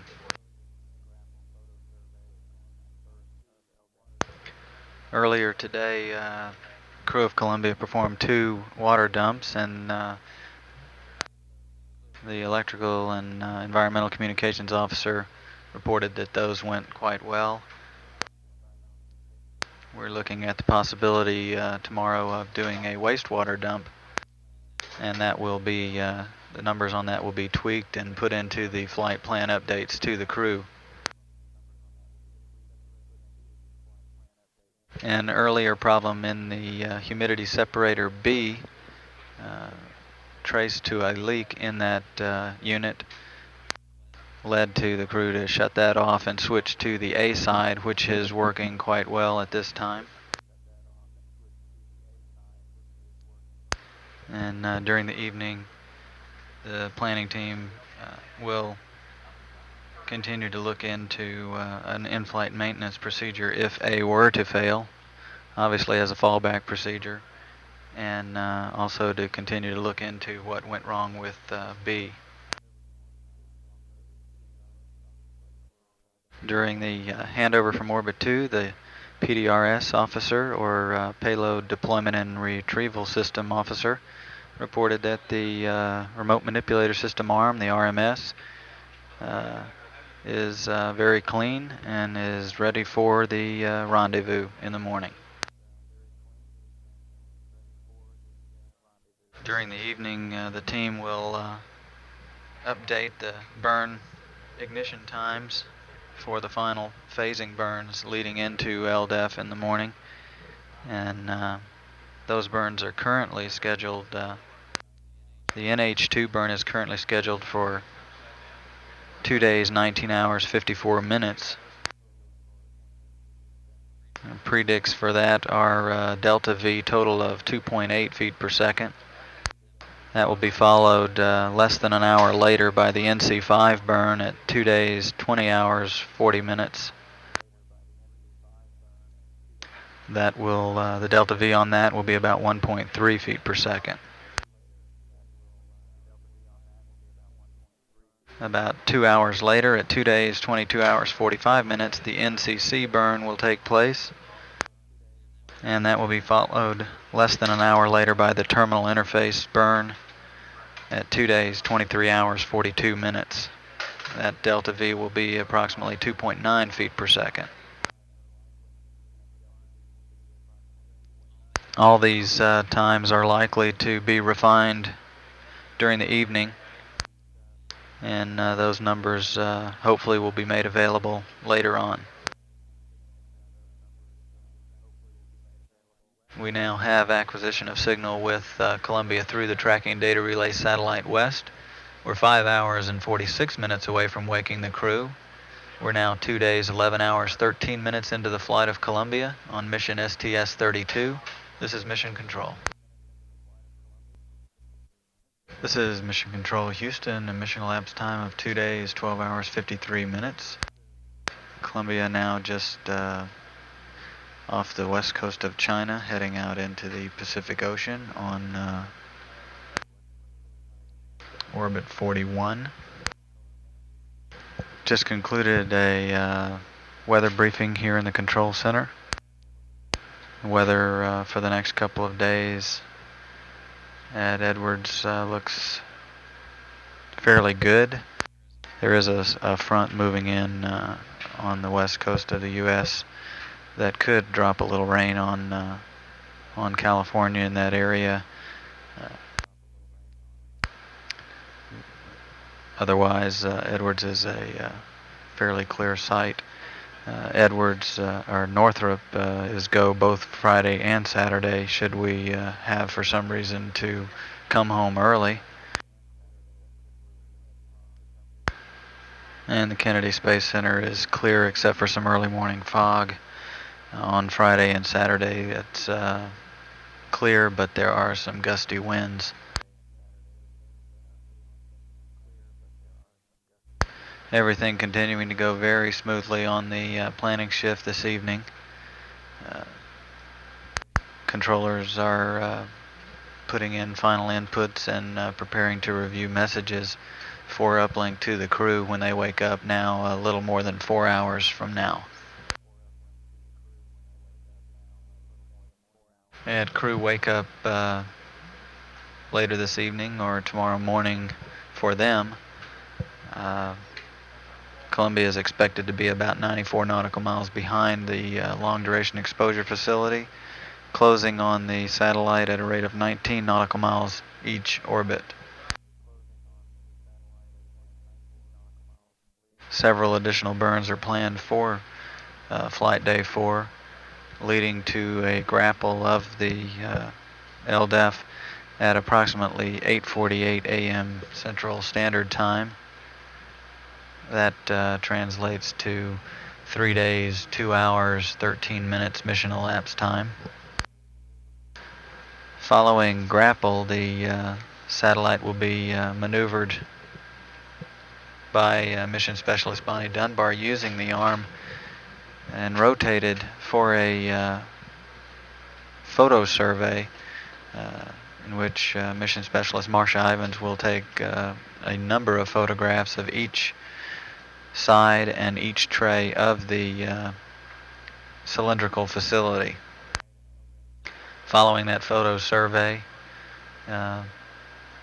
LDEF will be carefully placed into the payload bay by Bonnie Dunbar, and the payload retention latch assemblies, or PERLAs, will close around the fixtures, securing LDEF in the payload bay.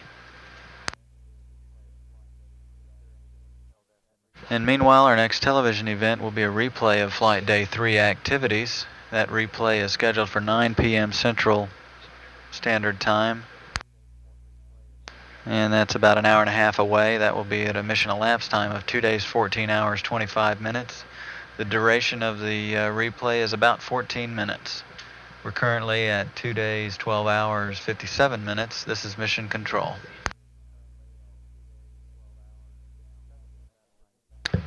This is Mission Control Houston. We now have the satellite back from Landsat, and our next television event will be some unscheduled shuttle television from the payload bay of Columbia as the crew circles the Earth and then sleeps comfortably.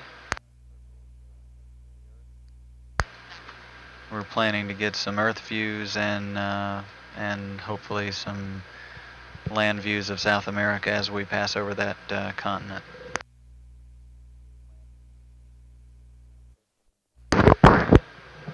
This is Mission Control Houston. We're now taking downlink television from the payload bay of Columbia as it passes over Central and South America. The central part of South America. The orbiter's tail is just visible in the lower left-hand corner of the screen. Looking for some lightning, and you can see some quick bursts there in support of the mesoscale lightning experiment aboard the vehicle. This is Mission Control, continuing to take live payload bay views from Columbia as Columbia now passes out into the South Atlantic Ocean off the east coast of Brazil. This is Mission Control Houston, NASA Select now originating from the Johnson Space Center. We were taking some downlink television from the payload bay of Columbia as it passed over South America. Saw a tiny bit of lightning across the country of Brazil.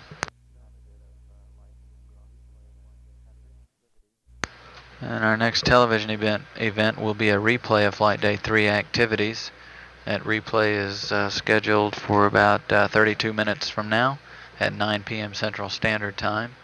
That's at a mission elapsed time of 2 days, 14 hours, 25 minutes. And that replay will last about 14 minutes.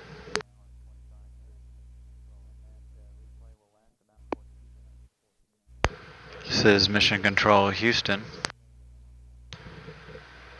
We're now about 2 minutes 20 seconds away from losing signal with Columbia through the tracking and data relay satellite east. We will pick up on the west satellite in a few moments. Now 2 hours and 46 minutes away from waking the crew. Our next television event is a replay of Flight Day 3 activities, and that's scheduled for an MET of 2 days, 14 hours, 25 minutes. That translates to 9 p.m. Central Standard Time, which is about 12 minutes from now. Planning team flight controllers continue to review messages which will be uplinked to the crew when they wake up. Based on the changes in the launch from a night launch to a morning launch, the published flight plan is a little bit different than what we will come out with every morning. Part of that, a change that will be seen, will be the difference in the sunrise and sunsets that you see on each orbit in the flight plan. And the actual sunrise and sunsets will occur 42 minutes earlier than in the published flight plan.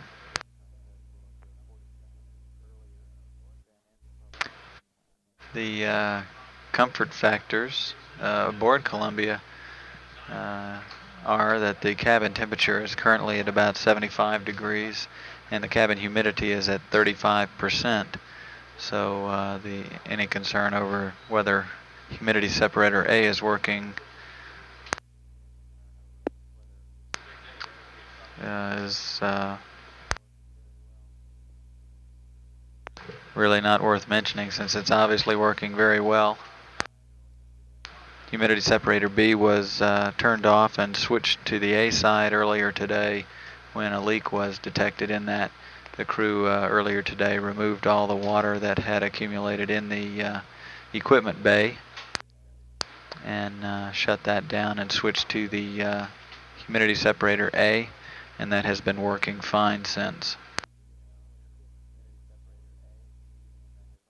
The burn times given earlier for the NH2, NC5, and NCC burns, which will put Columbia very close to the LDEF in preparation for the terminal interface part of the rendezvous, have not changed and will be uplinked to the crew as they were read on commentary earlier.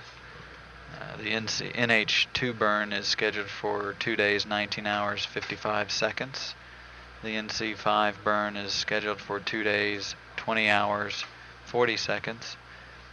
And the NCC burn is scheduled for 2 days, 22 hours, 46 minutes. Those, the actual times of those burns could change slightly. However, we won't make changes on those until tomorrow morning.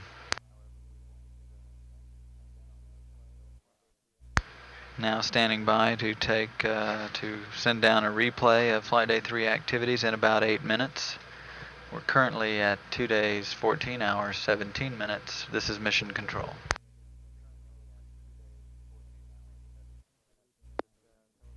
This is Mission Control Houston.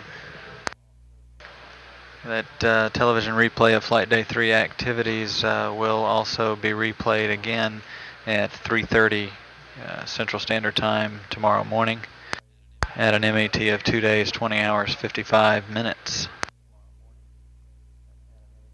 Columbia now on the descending node of orbit 42, passing out over into the South Pacific. When Columbia reaches the South American continent, we hope to get some TV that may show us some more lightning in support of the mesoscale lightning experiment.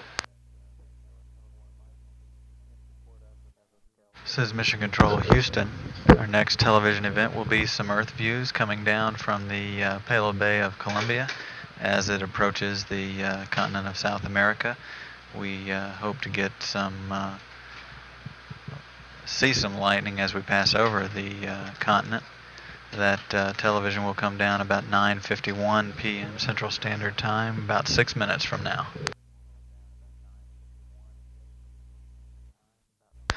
This is Mission Control Houston. We're now taking payload bay views from Columbia's A camera, which is on the forward bulkhead on the right side. Now looking straight down the payload bay, the RMS, the Remote Manipulator System arm, panning up over the tail, down toward, looking down toward the Earth and the continent of Brazil. This is Mission Control. We're now taking payload bay views from Columbia. This pass is in the dark over South America. However, the brightness of the moon reflecting off the clouds makes it look quite a little bit brighter than it would in normal darkness without the moon. And in some of the views, we are able to see the moon shine off of the surface of the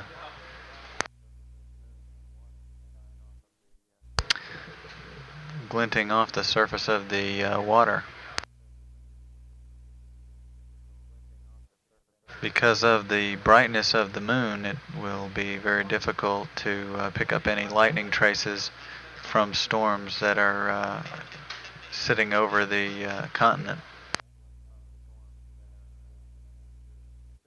It's Mission Control Houston, NASA Select now, originating from the Johnson Space Center after taking some downlink from Columbia Payload Bay views as the orbiter passed over the continent of South America. Columbia now just beginning orbit 43 and approaching the east coast of Africa. This is Mission Control Houston. We're now an hour and 25 minutes away from waking the crew to begin their Flight Day 4 activities. The major objective of the day will be retrieval of the long duration exposure facility. However, another part of the mission occurred on shortly after Flight Day 2 began, and that was deployment of the synchronous communication satellite for the Navy. That satellite was deployed and 2 of the 3 burns were very successful. The third was scheduled for 6 p.m. Central Standard Time this evening, and the payloads officer reports that that burn did take place, and that preliminary looks were that it was a nominal burn.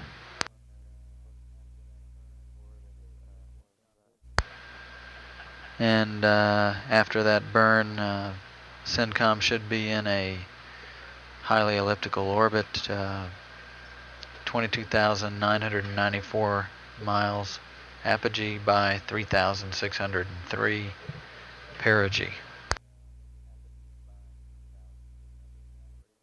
Some numbers on the actual grapple and photo survey after grapple of the long duration exposure facility tomorrow. The grapple is scheduled for a mission elapsed time of 3 days, 2 hours, 13 minutes. That translates to 8:48 a.m. Central Standard Time. Shortly thereafter, at 3 days, 2 hours, 40 minutes mission elapsed time, or 9:25 a.m. Central Standard Time, the photo survey will begin, and the timeline has that scheduled for about 4 hours. However, that builds in a lot of extra time in the event that it takes longer than expected. Following the photo survey, the actual berth of LDEF in Columbia's Payload Bay is scheduled to occur at 3 days, 6 hours, 55 minutes mission elapsed time. That translates to 1:30 p.m. Central Standard Time. That will be followed 50 minutes later by the cradle and power down of the remote manipulator system. That's the robot arm that will be used to grapple and rotate LDEF, and then berth it. That arm will be commanded by Mission Specialist Bonnie Dunbar, and that power down of the arm will occur at 2:20 Central Standard Time tomorrow. And shortly after that, the crew will begin their pre-sleep activities, and the crew sleep period will begin at 3 days, 10 hours. A well-deserved sleep period, I would guess, after the crew has spent quite a busy day with LDEF. And that crew sleep begins at 4:35 Central Standard Time in the afternoon tomorrow. We're now 1 hour and about 20 minutes away from waking the crew at a mission elapsed time of 2 days, 15 hours, 38 minutes. This is Mission Control. This is Mission Control Houston at a mission elapsed time of 2 days, 16 hours, 19 minutes. The Orbit 1 team members are beginning to filter into the control center to begin handover shortly from the planning team. All messages for uplink to the crew have been reviewed and are ready to go up on the teleprinter. We're now 39 minutes away from waking the crew to begin Flight Day 4 activities, the highlight of which will be the retrieval of the long duration exposure facility placed in orbit in April of 1984. That satellite was originally supposed to have been retrieved about 1 year after deploy. It will become close to almost 6 years once we actually get it in the payload bay of Columbia.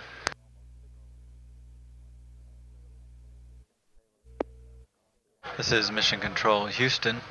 Our next television event, a change of shift briefing with off-going planning team flight director Bob Castle, is currently scheduled for 12:30 a.m. Central Standard Time, January 12th. That briefing will be in Building 2, Room 135 at the Johnson Space Center. Any news media interested in taking part in that briefing should notify the News Center at area code 713-483-5111. We're now 23 minutes away from waking the crew of Columbia to begin their Flight Day 4 activities, the highlight of which is the retrieval of the Long Duration Exposure Facility. That retrieval is scheduled for mission elapsed time of 3 days, 2 hours, 13 minutes. That's the grapple. That translates to 8:48 a.m. Central Standard Time. And that will be followed by the photo survey that begins at 3 days, 2 hours, 40 minutes, or 9:25 a.m. Central Standard Time. About 4 hours later at 3 days, 6 hours, 55 minutes, or 1:30 p.m. Central Standard Time, LDEF is scheduled to be parked in Columbia's payload bay, ready for the trip home.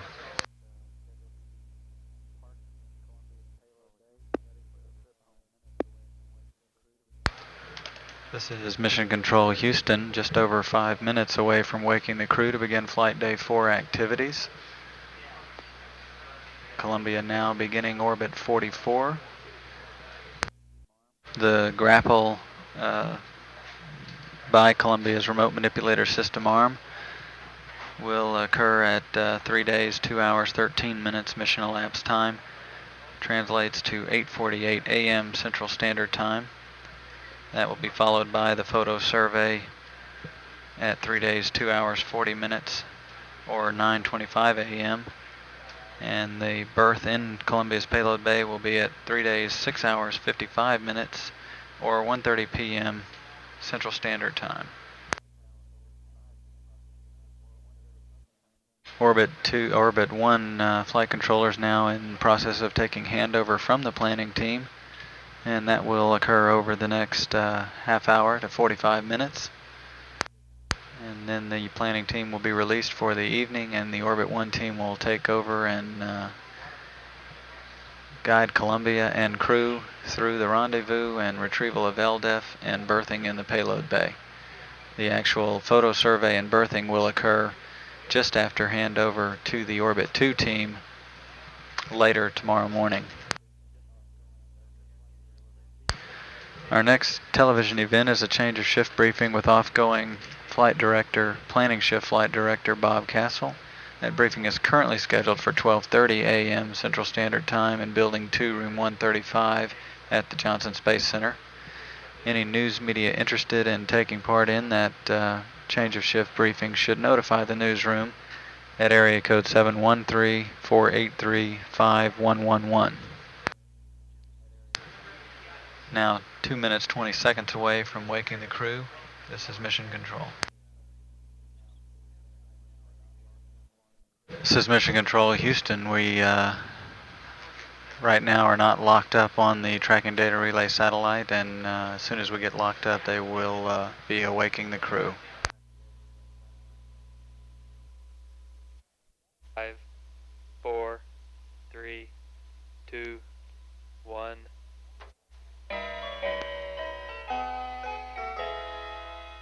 The launch was so delightful, but the solar flux is terribly frightful. LDEF's got no time to roam. Bring her home, bring her home, bring her home. She's showing no signs of stopping, so let's get that orbiter hopping. We'll rendezvous from below. Bring her home, bring her home, bring her home. Now it's terminal phase, you know.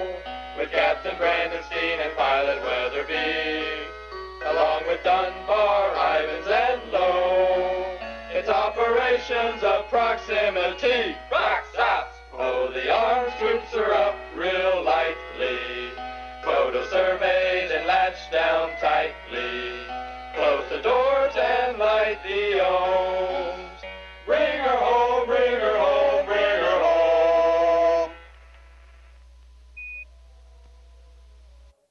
Good morning, Columbia. Your wake-up music comes to you via a new group of local talent here at NASA called the Proxops Boys. Well, the Proxop boys sound wonderful.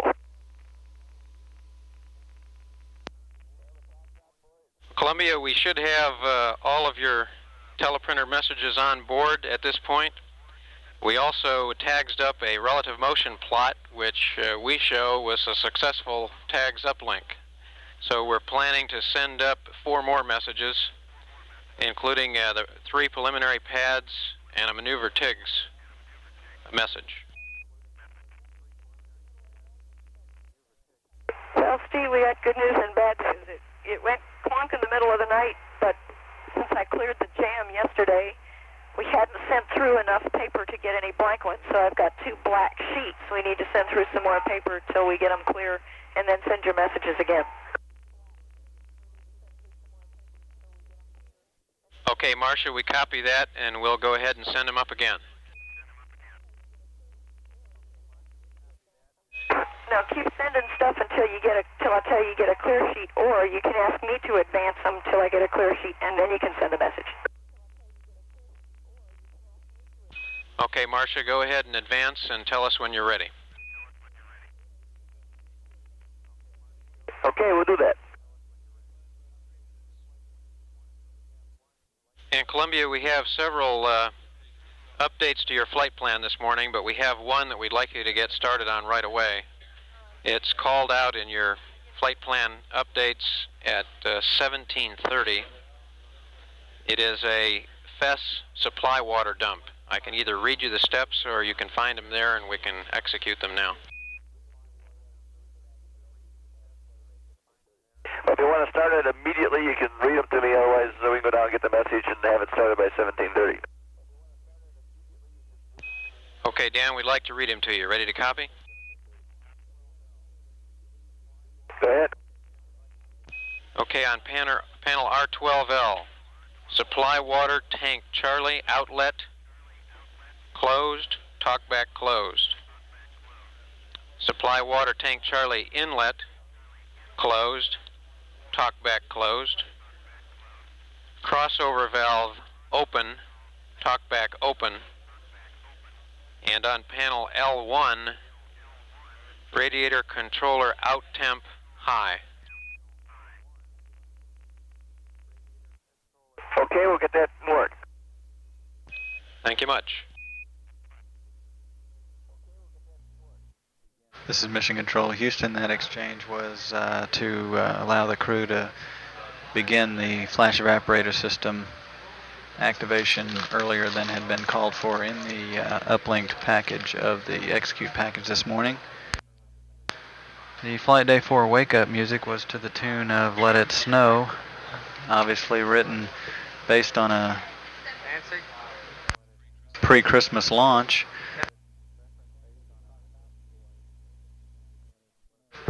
The reference to the Proxops Boys was for a group of gentlemen in the Mission Operations Directorate's Orbit Dynamics office, also known as the Prox. Houston, Columbia. Go ahead. Okay, that supply water tank, I guess I missed the nomenclature on it. Was it Bravo? That was tank Charlie. Tank Charlie, okay. And the members of the Proxops Boys include employees here at the Johnson Space Center: Dave Thompson, Mark Schrock, Brian Bertrand, Steve Walker, Ted Rickerl, and Greg Schrage. The Orbit 1 team has now completed their handover from the planning team. And Houston, those steps are complete. We copy that. and we'll begin settling in shortly to take over and conduct the rendezvous with the long duration exposure facility. At 2 days, 17 hours, 10 minutes, this is Mission Control.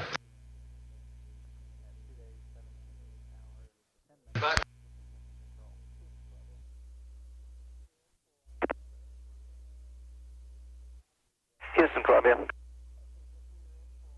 Go ahead, Columbia.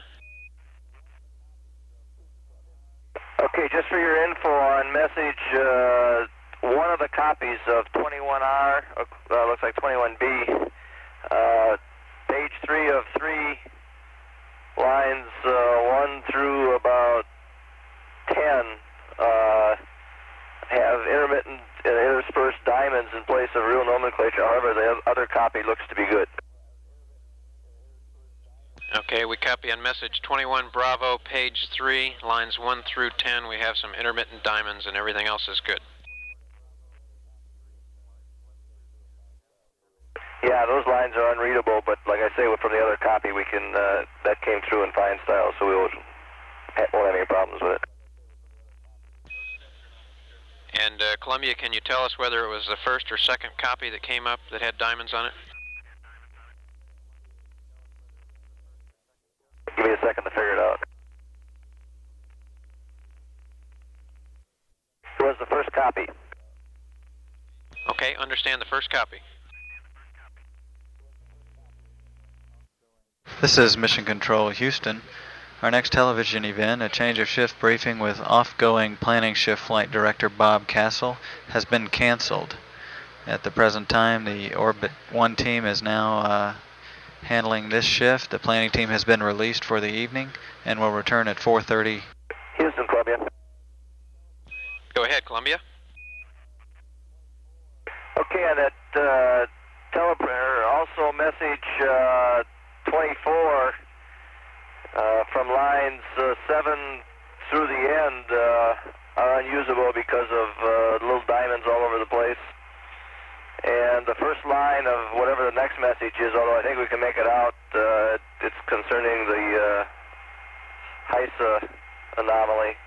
And steps 2 to the end of that are all right, and I think that's it looks like it, and that's the meat of that message. And we copy that, Columbia. And we believe the message that was missing the label is message 19, and we intend to retransmit that one and message 24. Okay, thanks. And Columbia, we are 2 minutes to LOS on Tidris East, and we're going to hand you over at this time to the Orbit 1 group. They should pick you up AOS at 1738. And your planning shift is looking forward to a great rendezvous and a long-awaited look at LDEF. We wish you the best today. And we'll hand you over to Orbit 1, and you'll be talking to Tammy. Okay, thanks a lot, Steve. Really appreciate all your help in getting this lined up during our night. And we'll, when you come back on shift, we ought to have payload bay half full. That's great. It's Mission Control Houston. We're now about 20 seconds away from losing signal through the tracking and data relay satellite east.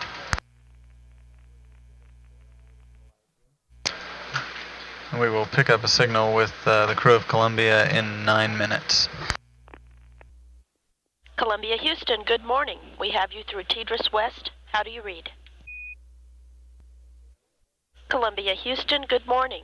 We have you through Tidris. How do you read?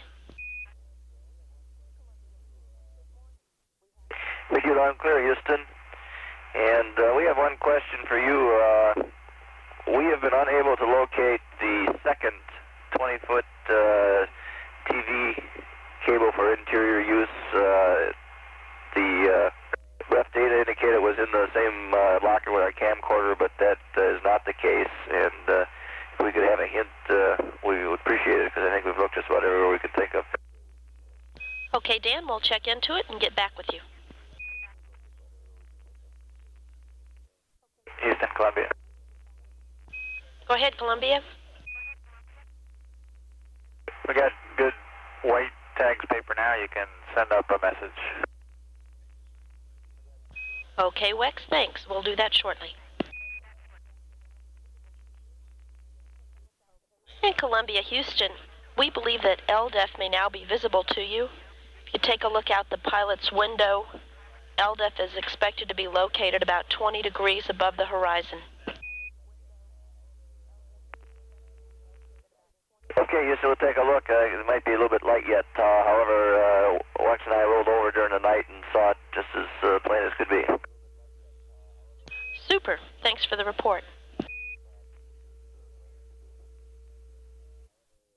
And Houston, you're 1 for 1 on tags this morning. Okay, Dan, we copy. 1 for 1 on tags. Thanks. You're on a roll, Houston, 2 for 2. Copy. Houston, Columbia. Go ahead, Dan. Okay, I can run through the answers to the questions to the hub set problem. Dan, we're ready. Go ahead. Okay, on cleaning the cabin fan filters, when we cleaned that, I went down with the vacuum cleaner without removing the fan filters and cleaned and vacuumed for about 5 minutes. And then I just removed the center one. I pulled it up and looked at it and was going to see if that did a thorough job, which it apparently did, because I quick ran the vacuum cleaner over it, but there wasn't anything left on it and put it back. Cabin fan, the debris I found while cleaning the cabin fan filters, cleaning them in place, you really can't see exactly what you're getting off, but while I was doing that, you could see a few things getting sucked into the vacuum cleaner, and it just looked like small pieces of paint flecks and some lint and that sort of stuff. There was nothing very spectacular in there. On the remaining filters, the debris we found was pretty much just basic dust and dirt. There were a couple. There was, I think, a plug cap from kind of little plastic caps, and we found a very old-looking. Okay, Dan, we copy all that. I think, or something like that, but it was really a very, very clean one. Went through that did the first cleaning. Dan, say again, please, after plug caps. Oh, okay. Yeah, you asked me what type of debris was found during the cleaning, and like I said, there was mostly just lint and dust. Nothing very spectacular. 1 or 2 little screws, a cap from a connector, one of those plastic caps they put over like a cannon plug when it's not being used, and a very old moldy wheat tin. Small cracker type thing. That's quite a collection of debris, Dan. Thanks for the report. In Columbia, Houston, verify that you received 3 pads and a relative motion plot on tags. That's affirmative. We got them all. Thanks. You bet. In Columbia, Houston, you should have clean copies of messages 19 and 24 on the teleprinter.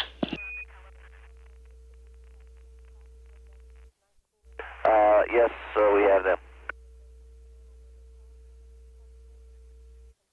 In Columbia, Houston, we would like for you to go to the panel where the teleprinter is plugged in and take air to ground 2 to off for approximately 2 minutes.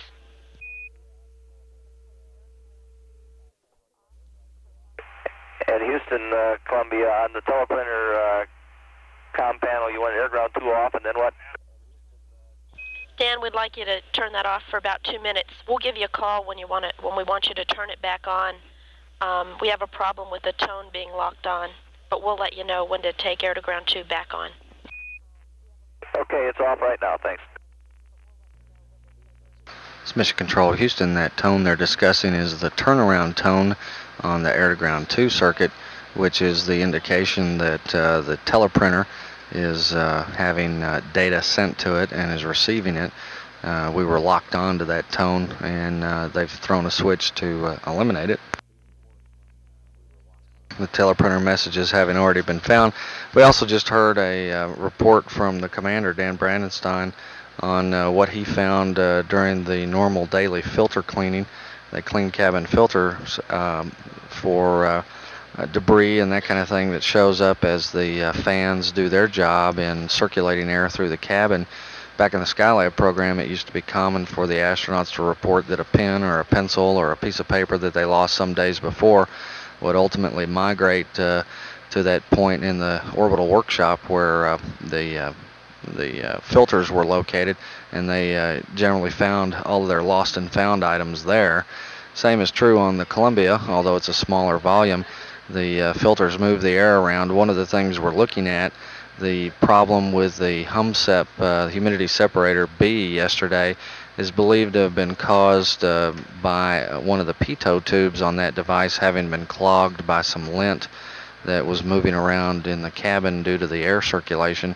We're considering not having the crew members do any filter cleaning, just to try to make sure we keep humidity separator A in good shape.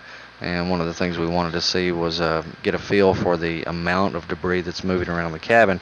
One of the things that Brandenstein found was what he described as a very old and moldy wheat thin. So even their foodstuffs, when lost, can show up a few days later. Perhaps not edible, but at least they know where it's at. Also, the Orbit 1 team, of course, is now on duty, has taken over from the planning team, which went off shift about a half an hour ago.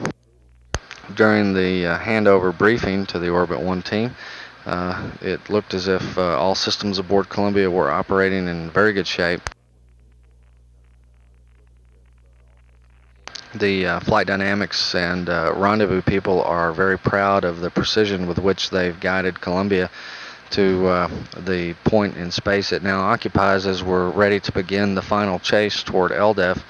The goal had been to get Columbia within about 39 nautical miles of LDEF prior to initiation of the final burn sequences, and we're 1.3 nautical miles off of that targeted position, and that's considered very good and very precise for as complicated a series of burns as we've been doing over the past few days.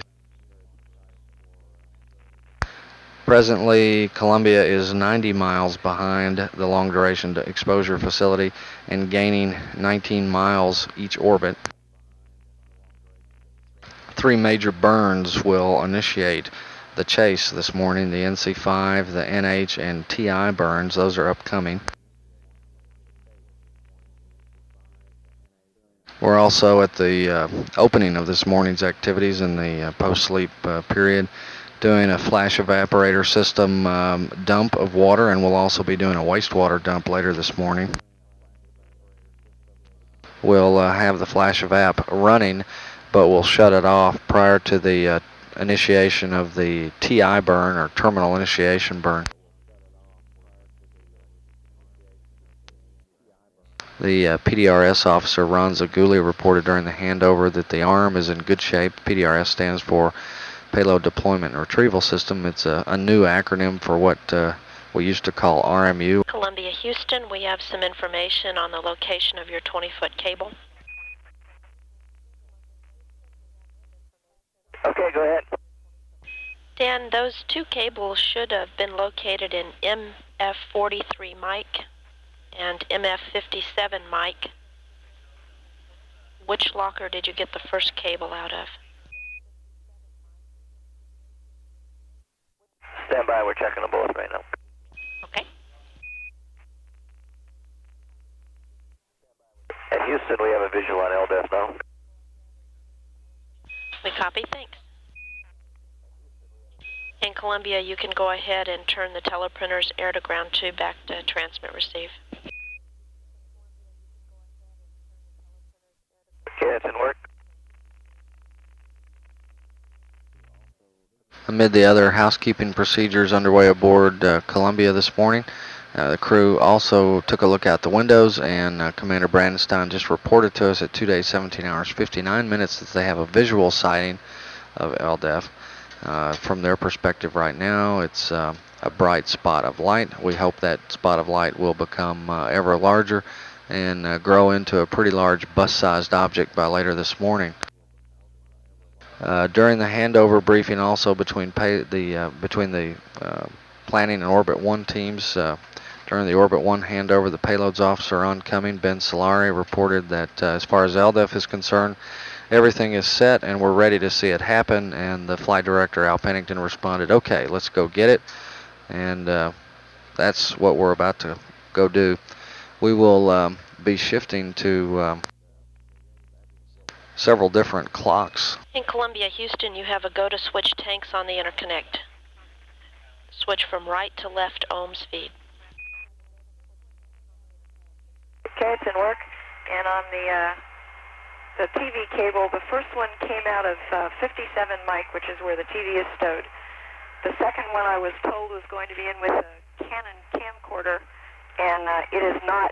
Locker 43 mic is an IMAX locker. And Marcia, did you find the cable in MF43 mic or not? MF43 mic has just got IMAX stuff in it. No, I did not. Okay, Marcia, thank you. Hey, Houston, Columbia, we're going down and check that IMAX locker one more time. Okay, Dan. And Columbia, we also show a cable located in MF43H. You might want to take a look there also. Okay, we've already looked in MF43 Kilo, and we thought it was supposed to be there too, but we're unable to locate it, and I would verify that it is not there. Dan, we see it located in MF43 Hotel. Okay, we'll check that. MF43 Hotel is the designation for a storage locker down in the middeck. The search is on for a cable, 20-foot cable they're looking for. Also, just to wrap up some explanation of what we'll be doing this morning, we'll be using a couple of different clocks, the mission elapsed time clock and also another one called phased elapsed time, the acronym for that PET. Right now the clock for PET here in Mission Control is at 5 hours 37 minutes counting down. The rendezvous timeline will take over from the normal flight plan timeline at approximately 4 hours and 30 minutes prior to grapple. That will be initiated when the commander configures the aft flight station for rendezvous, and shortly after that we will be enabling rendezvous navigation and then performing the NH burn at a phased elapsed time of 4 hours and 5 minutes. And again, as we refer to phased elapsed time, bear in mind that it's counting down rather than up. Also, one other note on the clock references that we may be making this morning.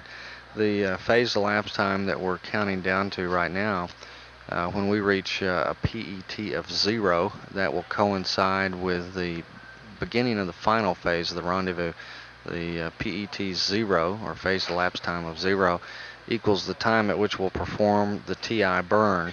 That burn basically sets the stage for the Columbia to swoop in close to LDEF and ultimately to come down from above relative to the Earth and snag it at a phased elapsed time of 0 when the TI burn is initiated.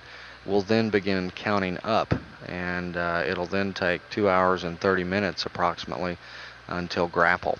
So again, the TI burn will take place at a phased elapsed time of 0. Until that point, we'll be counting down, After that point, we'll be counting up to about 2 hours 30 minutes when we intend to grapple LDEF. The best reference we can give you to correlate between mission elapsed time and phased elapsed time is that 00 PET, phased elapsed time, will equal 2 days, 23 hours, 43 minutes mission elapsed time.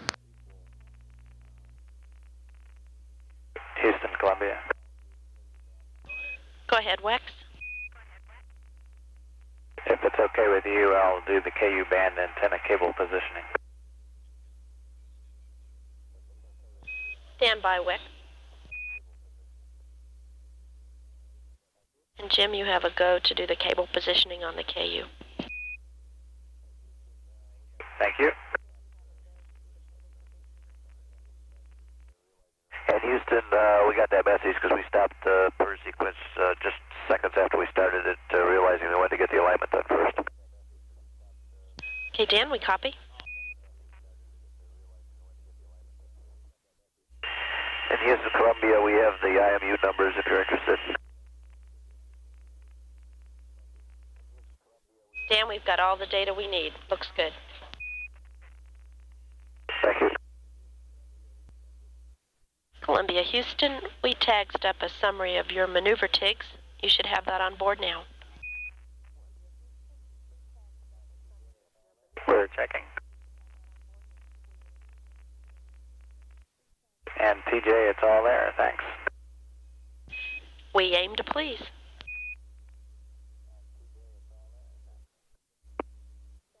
Columbia, Houston for Bonnie. Go ahead, Houston. Bonnie, we've decided to rename you Bonnie Appleseed. We in Mission Control continue to enjoy the generous supply of apples sent from the great state of Washington. Thanks for arranging that. You are very welcome. It's Mission Control Houston. There's a large box of red juicy apples located on the floor between the Capcom and Flight Director console that flight controllers have been and are continuing to. Houston, Columbia. Go ahead, Bonnie. Yes, we in the great state of Washington believe that an apple a day keeps the doctor away. Did you just think of that, Bonnie? Bonnie Dunbar, of course, is from Washington State, and we understand her parents helped get those apples and send them here for the enjoyment of all the folks on duty here in the control center around the clock. Houston, Columbia. Go ahead, Columbia. Okay, we made another total search for that second TV cable and just have been unable to find it anywhere. Okay, Dan, we copy. We'll keep trying. And if we come up with anything, we'll get back to you. Okay. In Columbia, Houston, we have one more idea concerning the location of the 20-foot TV cable. Okay. Dan, you might want to check the window cover kit, and I think that's about our last idea. That's one we forgot to check too. Thanks a lot. You bet.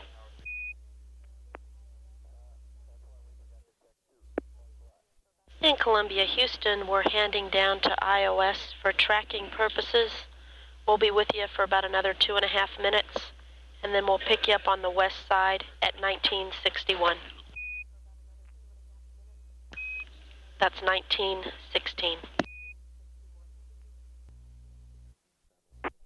Mission Control Houston, acquisition through the Indian Ocean Station now, handing down from the eastern satellite of the TEDRA system.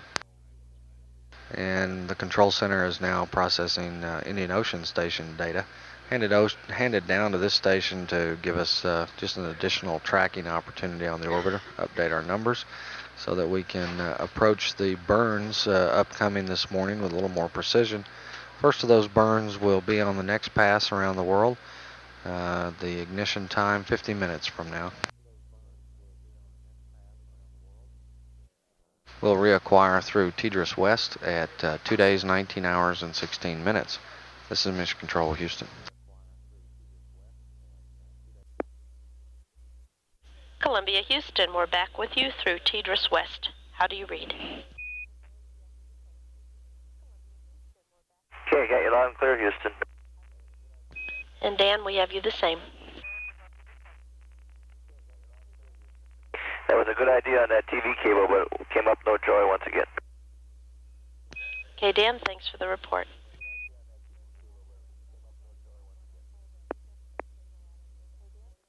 In Columbia, Houston, if you haven't already done so, you might want to pull the 10-foot cable out of MF43M and see if you can make do with that.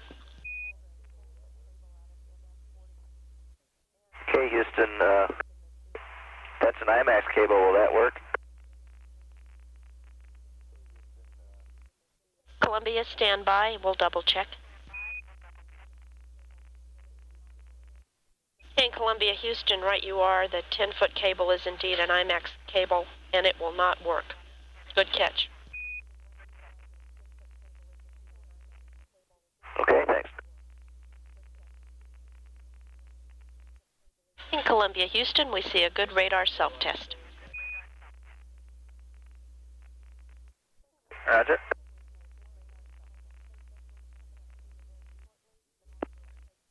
In Columbia, Houston, we have orbiter and target state vectors coming up to you very shortly, and also a PEG 7 command load. Houston, Columbia. Go ahead, Columbia. Do you have a target state vector on board? We did the item 1 on block 2 in the rendezvous book and haven't gotten any results. Columbia, we're sending up orbiter and target state vectors up to you right now, and also a PEG 7 command load. Okay. And Dan, we didn't have the state vectors on board when you did the item 1. Okay, I'll wait and do it again. And Dan, those vectors should be on board now, and you might want to retry the item 1 at this time. Thanks, Houston. Columbia, Houston, we have your final NH2 pad, deltas only, when you're ready to copy. Okay, go ahead. And Dan, after we read the deltas, we would like for you then to read back the entire pad. PEG 7 targets, delta VX, positive 002.7, delta VY, all balls, delta VZ, all balls, delta V tote, 002.7, Vigo X, positive 002.61, Vigo Y, all balls, Vigo Z, positive 000.51. And we're ready for the readback of the entire pad. Okay, for our NH2, we have RCS plus X. TV roll is 000. Weight is 226.493. We have a TIG of 2 days, 19 hours, 54 minutes, and 38.0 seconds. The PEG 7 targets. PEG 7 targets are delta VX, 2 plus 2.7, all balls, all balls. The attitude is 104.208.351. Delta V total is 2.7. T goes 11 seconds. 261, all balls plus 0.51. Orbit will be a 181 by 175. No gimbal check, left ohms RCS interconnect, no download option, no IMU, and no reg test. Dan, that's a good readback. This is Mission Control Houston, 2 days, 19 hours, 28 minutes, mission elapsed time. Columbia now passing over Australia, and we're about to begin several different things this morning. The first order of business, the reason Commander Brandenstein was asking about some state vector and targeting information, whether it was aboard the orbiter yet, is that they're now into their rendezvous timeline, and they're in the process of enabling the rendezvous navigation, and the need for those targets is to enable that to happen. Also, we just had the final readback of the burn pad for the upcoming NH2 maneuver. That'll take place in about 25 minutes. The burn will be out of the RCS system, the reaction control system, rather than the big jets, the orbital maneuvering jets. It's a plus X burn. It'll take place at a mission elapsed time of 2 days, 19 hours, 54 minutes, 38 seconds. The burn will have a change in velocity for Columbia of 2.7 feet per second. The duration of the burn, 11 seconds, and the resulting orbit will be 181 nautical miles by 175 nautical miles. Columbia currently is at 180 by 174.5. Columbia, Houston, if you have a moment, would like an FEA status report, please. Okay, stand by. Okay, Houston, we're running a little behind on that. We're just about to get to it. Okay, Dan, thanks. And Columbia, Houston, we sent a new TDRS vector up to you. Okay, thanks. Mission Control Houston, 2 days, 19 hours, 40 minutes. Mission elapsed time. Columbia now maneuvering to arrive at an attitude from which they will perform the NH2 burn, upcoming now in 13 minutes and 55 seconds.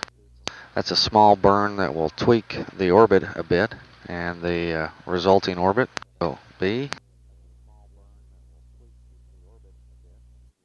181 by 175 nautical miles. We're now at just about exactly 4 hours phased elapsed time. We've entered the rendezvous timeline, and so the rendezvous book has taken over from the flight plan for the duration of this morning's activities. When we arrive at 00 hours phased elapsed time, that will equate to the time of the burn that will begin the final close on LDEF, that burn called the TI burn, or terminal initiate.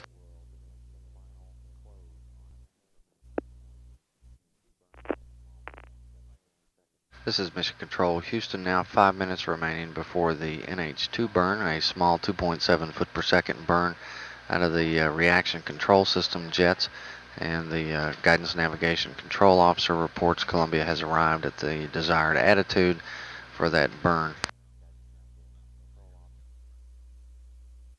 Columbia, Houston, your configuration looks good for the burn. Thank you.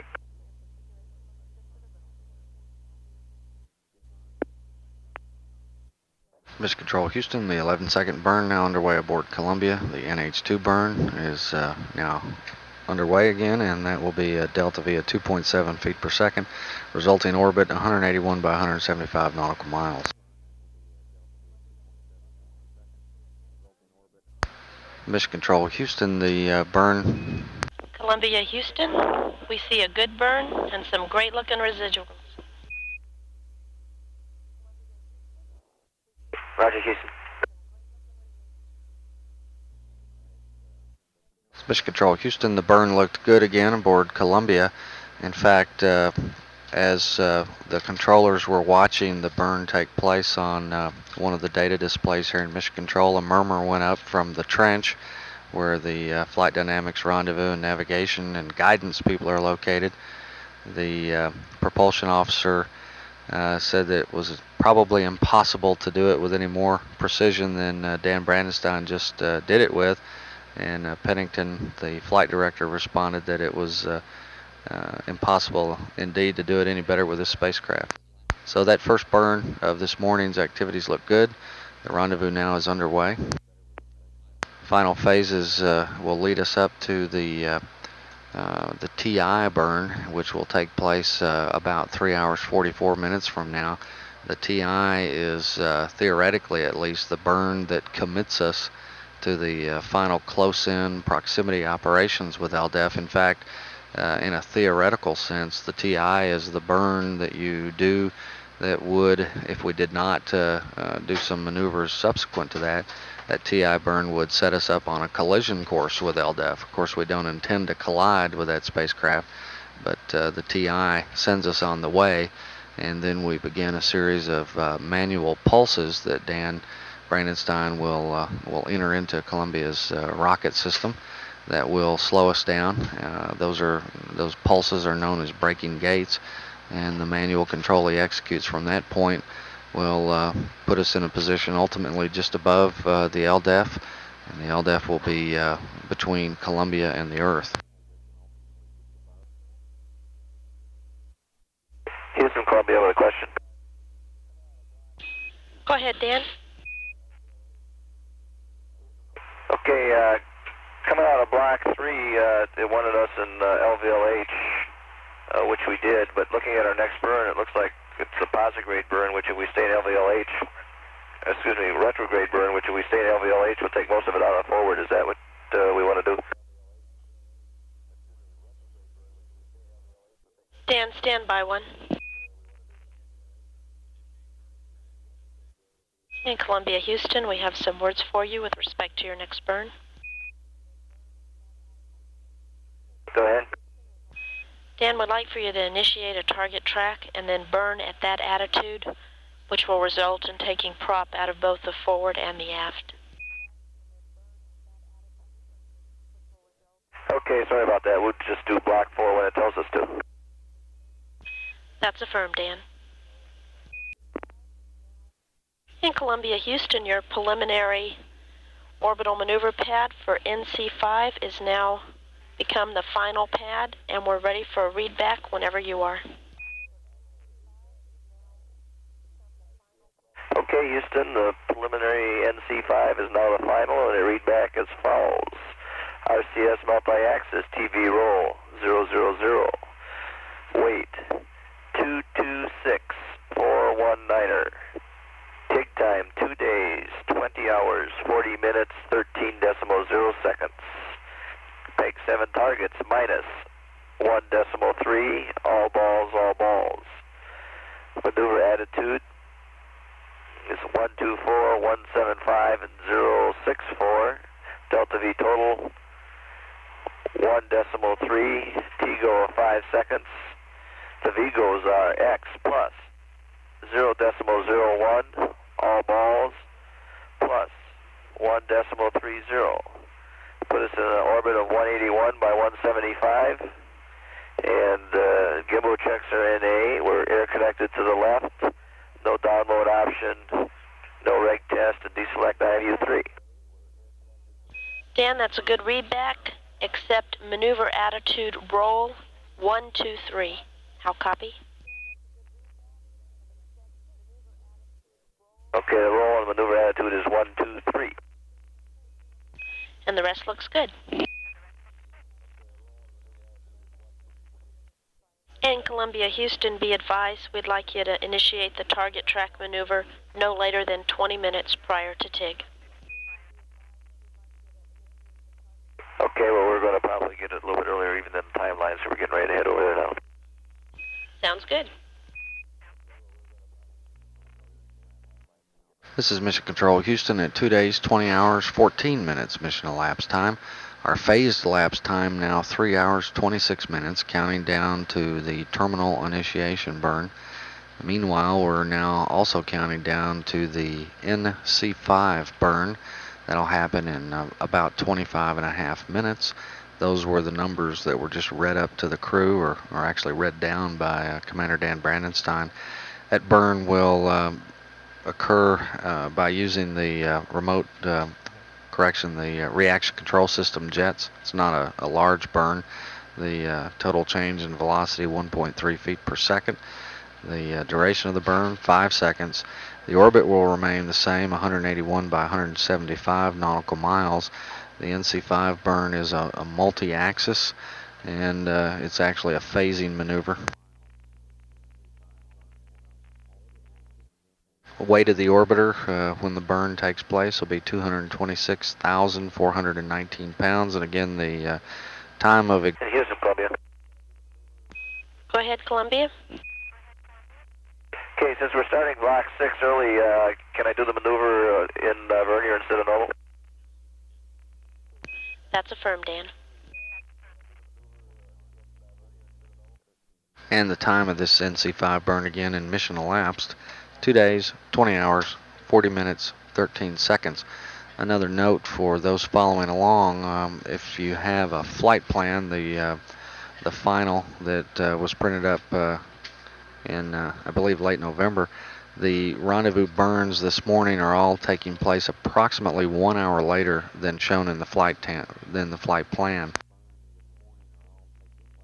There will be several burns following this NC5 maneuver.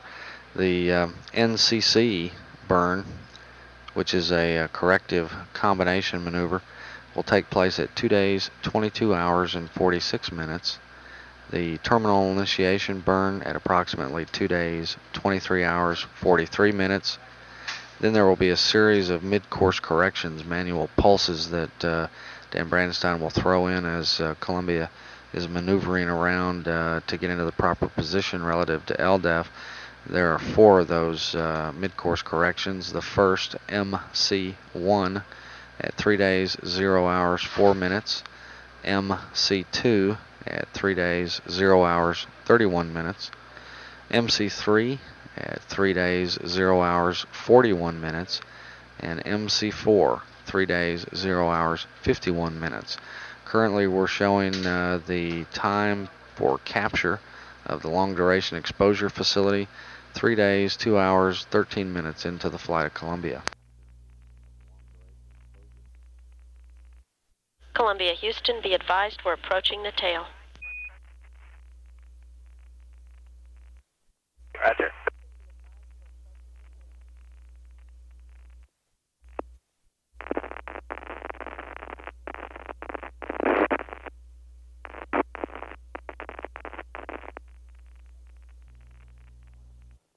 This is Mission Control Houston. Our next television event, a replay of Flight Day 3 activities. That'll be coming up at a mission elapse time of 2 days, 20 hours, 55 minutes, or about a half an hour from now at 3:30 a.m. Central. Again, our next TV, a replay of the Flight Day 3 activities, and this is Mission Control Houston. This is Mission Control Houston, 2 days, 20 hours, 36 minutes, mission elapse time. Now about 3.5 minutes from the NC5 burn. This burn is 1.3 feet per second, change in velocity. It will be a multi-axis burn. It's a phasing maneuver that will occur while Columbia remains in the same orbit of 181 by 175 nautical miles that was reached following the NH2 burn done a bit ago at 2:19:54:38 mission elapse time. Our best estimate right now, given updates to the burn plan as to where over the globe the grapple with long duration exposure facility will take place, our best guess at the moment is between Hawaii and the Vandenberg station on orbit 50. It will be an ascending node pass through the Hawaii station and on through the Vandenberg zone of coverage, and we expect it'll take place about midway through that path, that trajectory of Columbia on its ground track. We also have some updated sighting information for those folks watching from the area around Kennedy Space Center. We've targeted this into the latitude and longitude of Orlando, Florida, and there is a very good sighting opportunity this morning for Columbia. It will be at... In Columbia, Houston, be advised we'll be handing down to iOS about 45 seconds prior to the burn, and we may lose data, so we'll be anxious to hear a burn report when the burn's complete. Okay, we'll give it to you. Again, sighting information for Orlando, Florida this morning. The duration of the pass over that part of the world, 2 minutes. The time will be 6:53 a.m. local. The elevation 89 degrees, so almost to zenith. That's a very good pass. The Columbia will appear 15 degrees above the western horizon and pass over the course of the next 2 minutes to 86 degrees above the east-southeast. Best advice for viewing is to get out in an area away from city lights and look up, and it should be spectacular.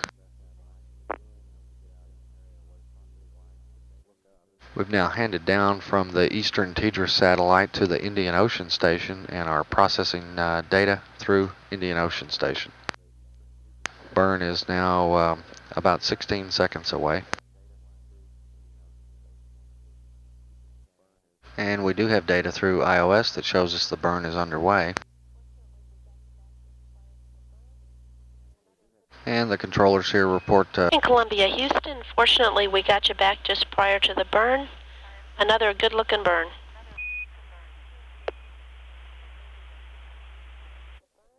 Okay, Houston, thanks. In Columbia, Houston, we're about to go over the hills. See you on the west side at 2053. Okay, we'll see you there. Mission Control Houston, we're a couple of minutes or a couple of seconds from losing signal and data through the Indian Ocean Station, and we'll reacquire on the western satellite in a little more than 5.5 minutes. We've been watching the actions of the crew just following this NC5 burn, which looked very good, and they've successfully initiated start. Houston, Columbia with some FEA questions. Go ahead, Columbia. Yeah, you can pass along to the FEA folks that we were not able to get the molten zone created prior to the first 2 burns this morning. We are beginning to create the molten zone now, and I guess the question is, and I guess we're willing to monitor that during the TI burn and the other burns coming up throughout the day. So it looks like a change in plan. To ask what the FEA folks would like us to do. We're losing you through iOS, Dave. We'll pick you up on the west satellite.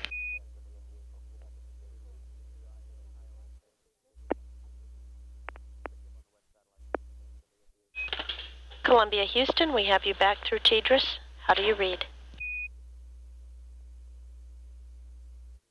Columbia, Houston, we have you back through TDRS. How do you read? Houston, you're loud and clear, and we've got some questions for the FEA folks. Okay, Dave, we're ready to copy. Tell me, we were not able to get the molten zone created for the data takes on those first 2 burns. We've just begun to create the molten zone, and I guess we're throwing it back to you as to what the plan should be for the next day. We're willing. Dave, we have Tammy, we're willing to go ahead and monitor the molten zone during TI if you'd like. Dave, we copy, and we're putting a flight note together right now. Okay, thank you. In Columbia, Houston, we have some words for you on FEA sample number 4 processing. Standby 1, Tammy. Standing by. Okay, we're ready to copy. Dave, you have about 40 minutes of additional HISA data, and you can take that data at your discretion during the sample 4 processing. Okay, Tammy, we'll use our discretion to use the remaining 40 minutes of HISA data during sample 4 processing. Sounds good, Dave.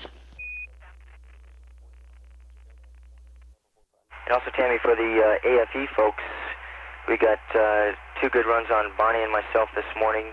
The CRT was still showing a little bit of distortion, but that was no factor in coming up with some good images.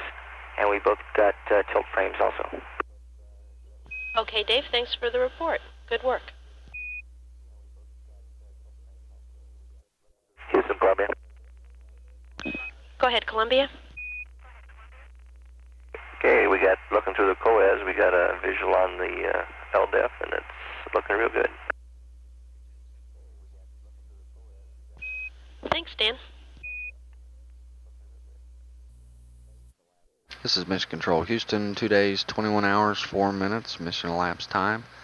The phased elapsed time, 2 hours, 36 minutes till the terminal initiation burn in the final leg of the catch-up to long-duration exposure facility. Commander Dan Brandenstein just reported that the crew was able to get a good sighting on LDEF through the crew optical alignment. Columbia, Houston, we have a message coming up to you on tags. Message 26 Bravo, which concerns your lighting during the photo survey. Okay, thanks. Our ground measurement for distance between Columbia and LDEF, approximately 231,000 feet at this point. It's Mission Control Houston. That concludes our replay on NASA Select of the Flight Day 3 activities. We're back with you live now. And Columbia is just passing over the eastern coast of Australia. All looking good now in the rendezvous final phases. During the replay, Commander Brandenstein reported that the crew had been able to acquire a visual on LDEF through the crew optical alignment sighter. He reported that at 2 days, 21 hours and 4 minutes, or about 6 minutes ago. Columbia, Houston, be advised we're approaching the tail. Okay, Houston. Columbia, Houston, your rendezvous variable parameters should be on board. Okay, thanks a lot. Columbia, Houston, we have a small change to page 2-35 of your rendezvous book when you're ready to copy. Okay, stand by. Okay, go ahead. Yeah, the first call out in the block is to enable the KU antenna on spec 33. We'd like to move that to the last action in that block in order to prevent possible KU antenna oscillations. Okay, in block 42, understand we'll delete the first step and then include that first step as the last step. We'll move KU antenna enable item to execute after all the other steps. That's a firm Wex. It's Mission Control Houston at 2 days, 21 hours, 47 minutes mission elapsed time. Columbia has just passed over Florida and is now heading out over the Atlantic Ocean on orbit 47. All going smoothly in this rendezvous procedure as we close in on the long duration exposure facility. We're now approximately 145,000 feet behind LDEF and closing. The time to the next burn, about 57 minutes to the NCC burn, and then another hour and 54 minutes until we do the terminal initiation, the final burn that sends us right smack dab to the spot in space where LDEF will be orbiting Earth. All going very well. Right now the crew is configuring for rendezvous radar target acquisition. They've been taking star tracker data of LDEF. That's a means for them to acquire high fidelity distance marks into their guidance and targeting software. And so far those star tracker passes have gone very well, and we feel like we've gotten good data through that means of acquiring. Columbia, Houston, be advised we're approaching the tail. Roger. It's Mission Control Houston. It's now 2 days, 21 hours, and 52 minutes into the flight of Columbia, and again, all going very well this morning as the rendezvous catch-up to the long-duration exposure facility continues. We're now about 141,000 feet out, and we're about to read up. Columbia, Houston, we have your rendezvous propellant pad when you're ready to copy. Okay, Houston, we're ready to go. Okay, Dan, beginning from the top, Block 1 is NA. Block 2, 19.08. Block 3, 23.27. Block 4, 64. Block 5, 12. Block 6, 57. Block 7, 02. Read back. Okay, reading from the top, NA, 19.08, 23.27, 64, 12, 57, and 02. That's a good read back. And Houston, radar got a good lock on it, 148.3 is what we were showing. Dan, we see that. Good work. That call from Commander Brandenstein represents a major milestone just passed in the rendezvous procedure this morning. They've turned on the rendezvous radar, which functions through the KU band antenna. It got an immediate lock on, and it shows a distance to LDEF of 148,158 feet right now. The difference between that and our ground tracking solution is about 8,000 feet or so. The number we prefer to use, the highest fidelity distance measurement, of course, is that which is derived from Columbia's rendezvous radar, and that's the number we'll be reading to you as this rendezvous progresses and as the rendezvous radar is locking on. And we're told the official number for the distance at which the rendezvous radar locked on, 148,320 feet. That's considered to be an early lock-on.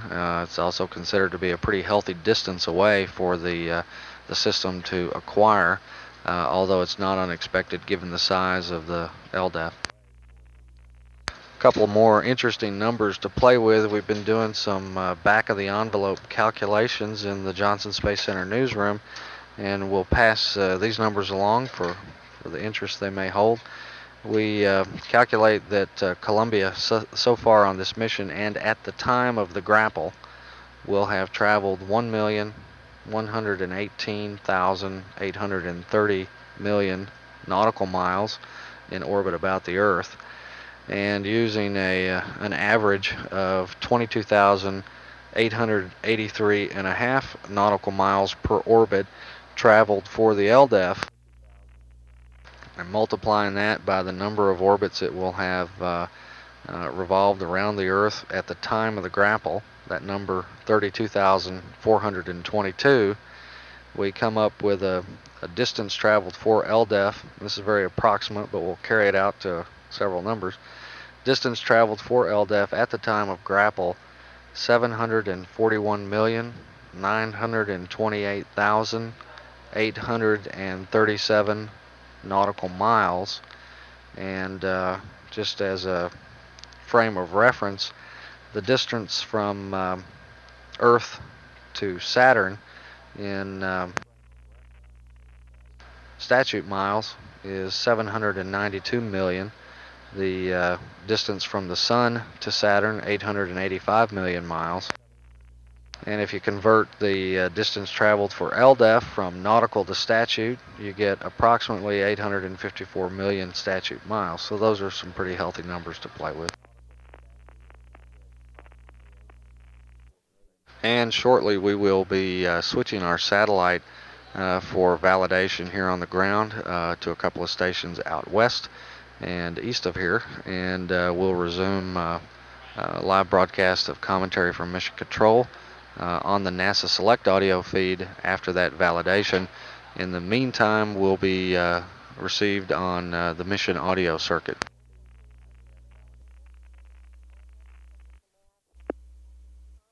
In Columbia, Houston, we're so pleased with your radar data that we'd like to go ahead and take it to nav at this time, and we'd like you to use the following procedure. Let me know when you're ready to copy.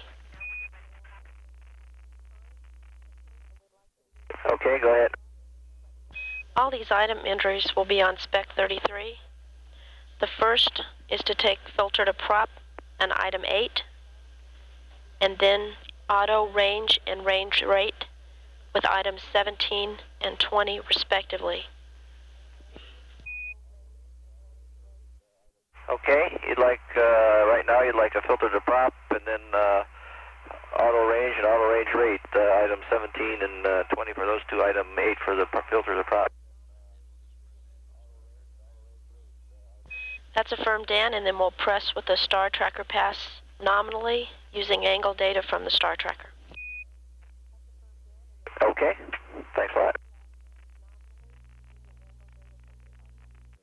This is Mission Control Houston. The crew was just given a go to take their rendezvous radar data to nav.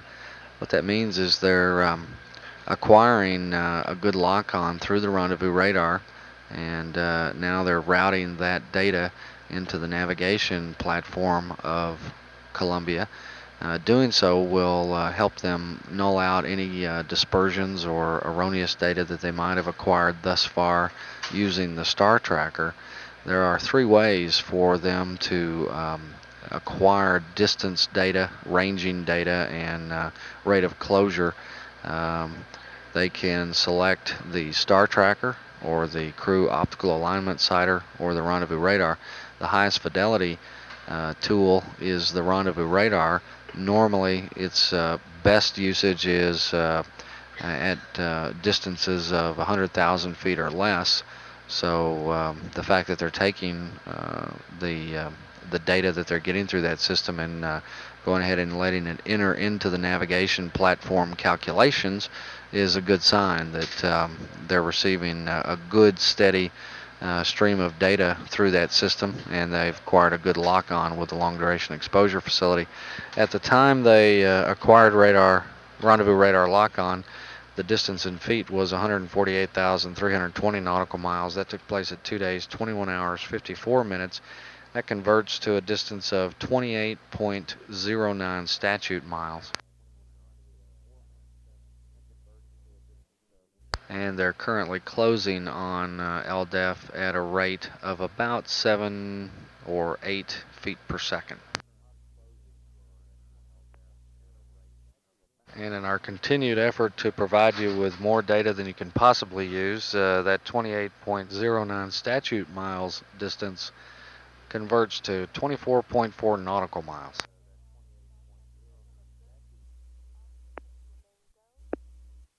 Columbia, Houston.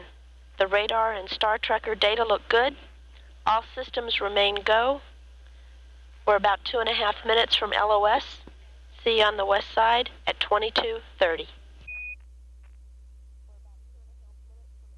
We'll see you there. It's Mission Control Houston, 2 minutes until loss of signal through the eastern satellite. That call from Tammy Jernigan, the Capcom, indicates the control center very happy with the data that's coming in, and all systems continue to perform flawlessly aboard Columbia. We've got good navigation and good tracking, as Columbia moves ever closer to the long duration exposure facility. We, on this last pass, acquired rendezvous radar lock-on at 2 days, 21 hours, 54 minutes at a distance of 148,320 feet, or a little more than 28 statute miles, 24.5 nautical miles. It's Mission Control Houston, acquisition through the Western Satellite at 2 days, 22 hours, 30 minutes mission elapsed time. Columbia Houston, we have you through TDRS. How do you read? Loud and clear. And Columbia, we have your ground NCC burn solution when you're ready to copy. Okay, go ahead. The ground NCC burn solution is as follows. Delta VX, negative 00.9er. Delta VY, negative 00.6. Delta VZ, positive 03.3. Delta V tote, 03.5. Read back. Okay, your ground solution is minus 0.9er, minus 0.6, and plus 3.3 for a total of 3.5. Roger that.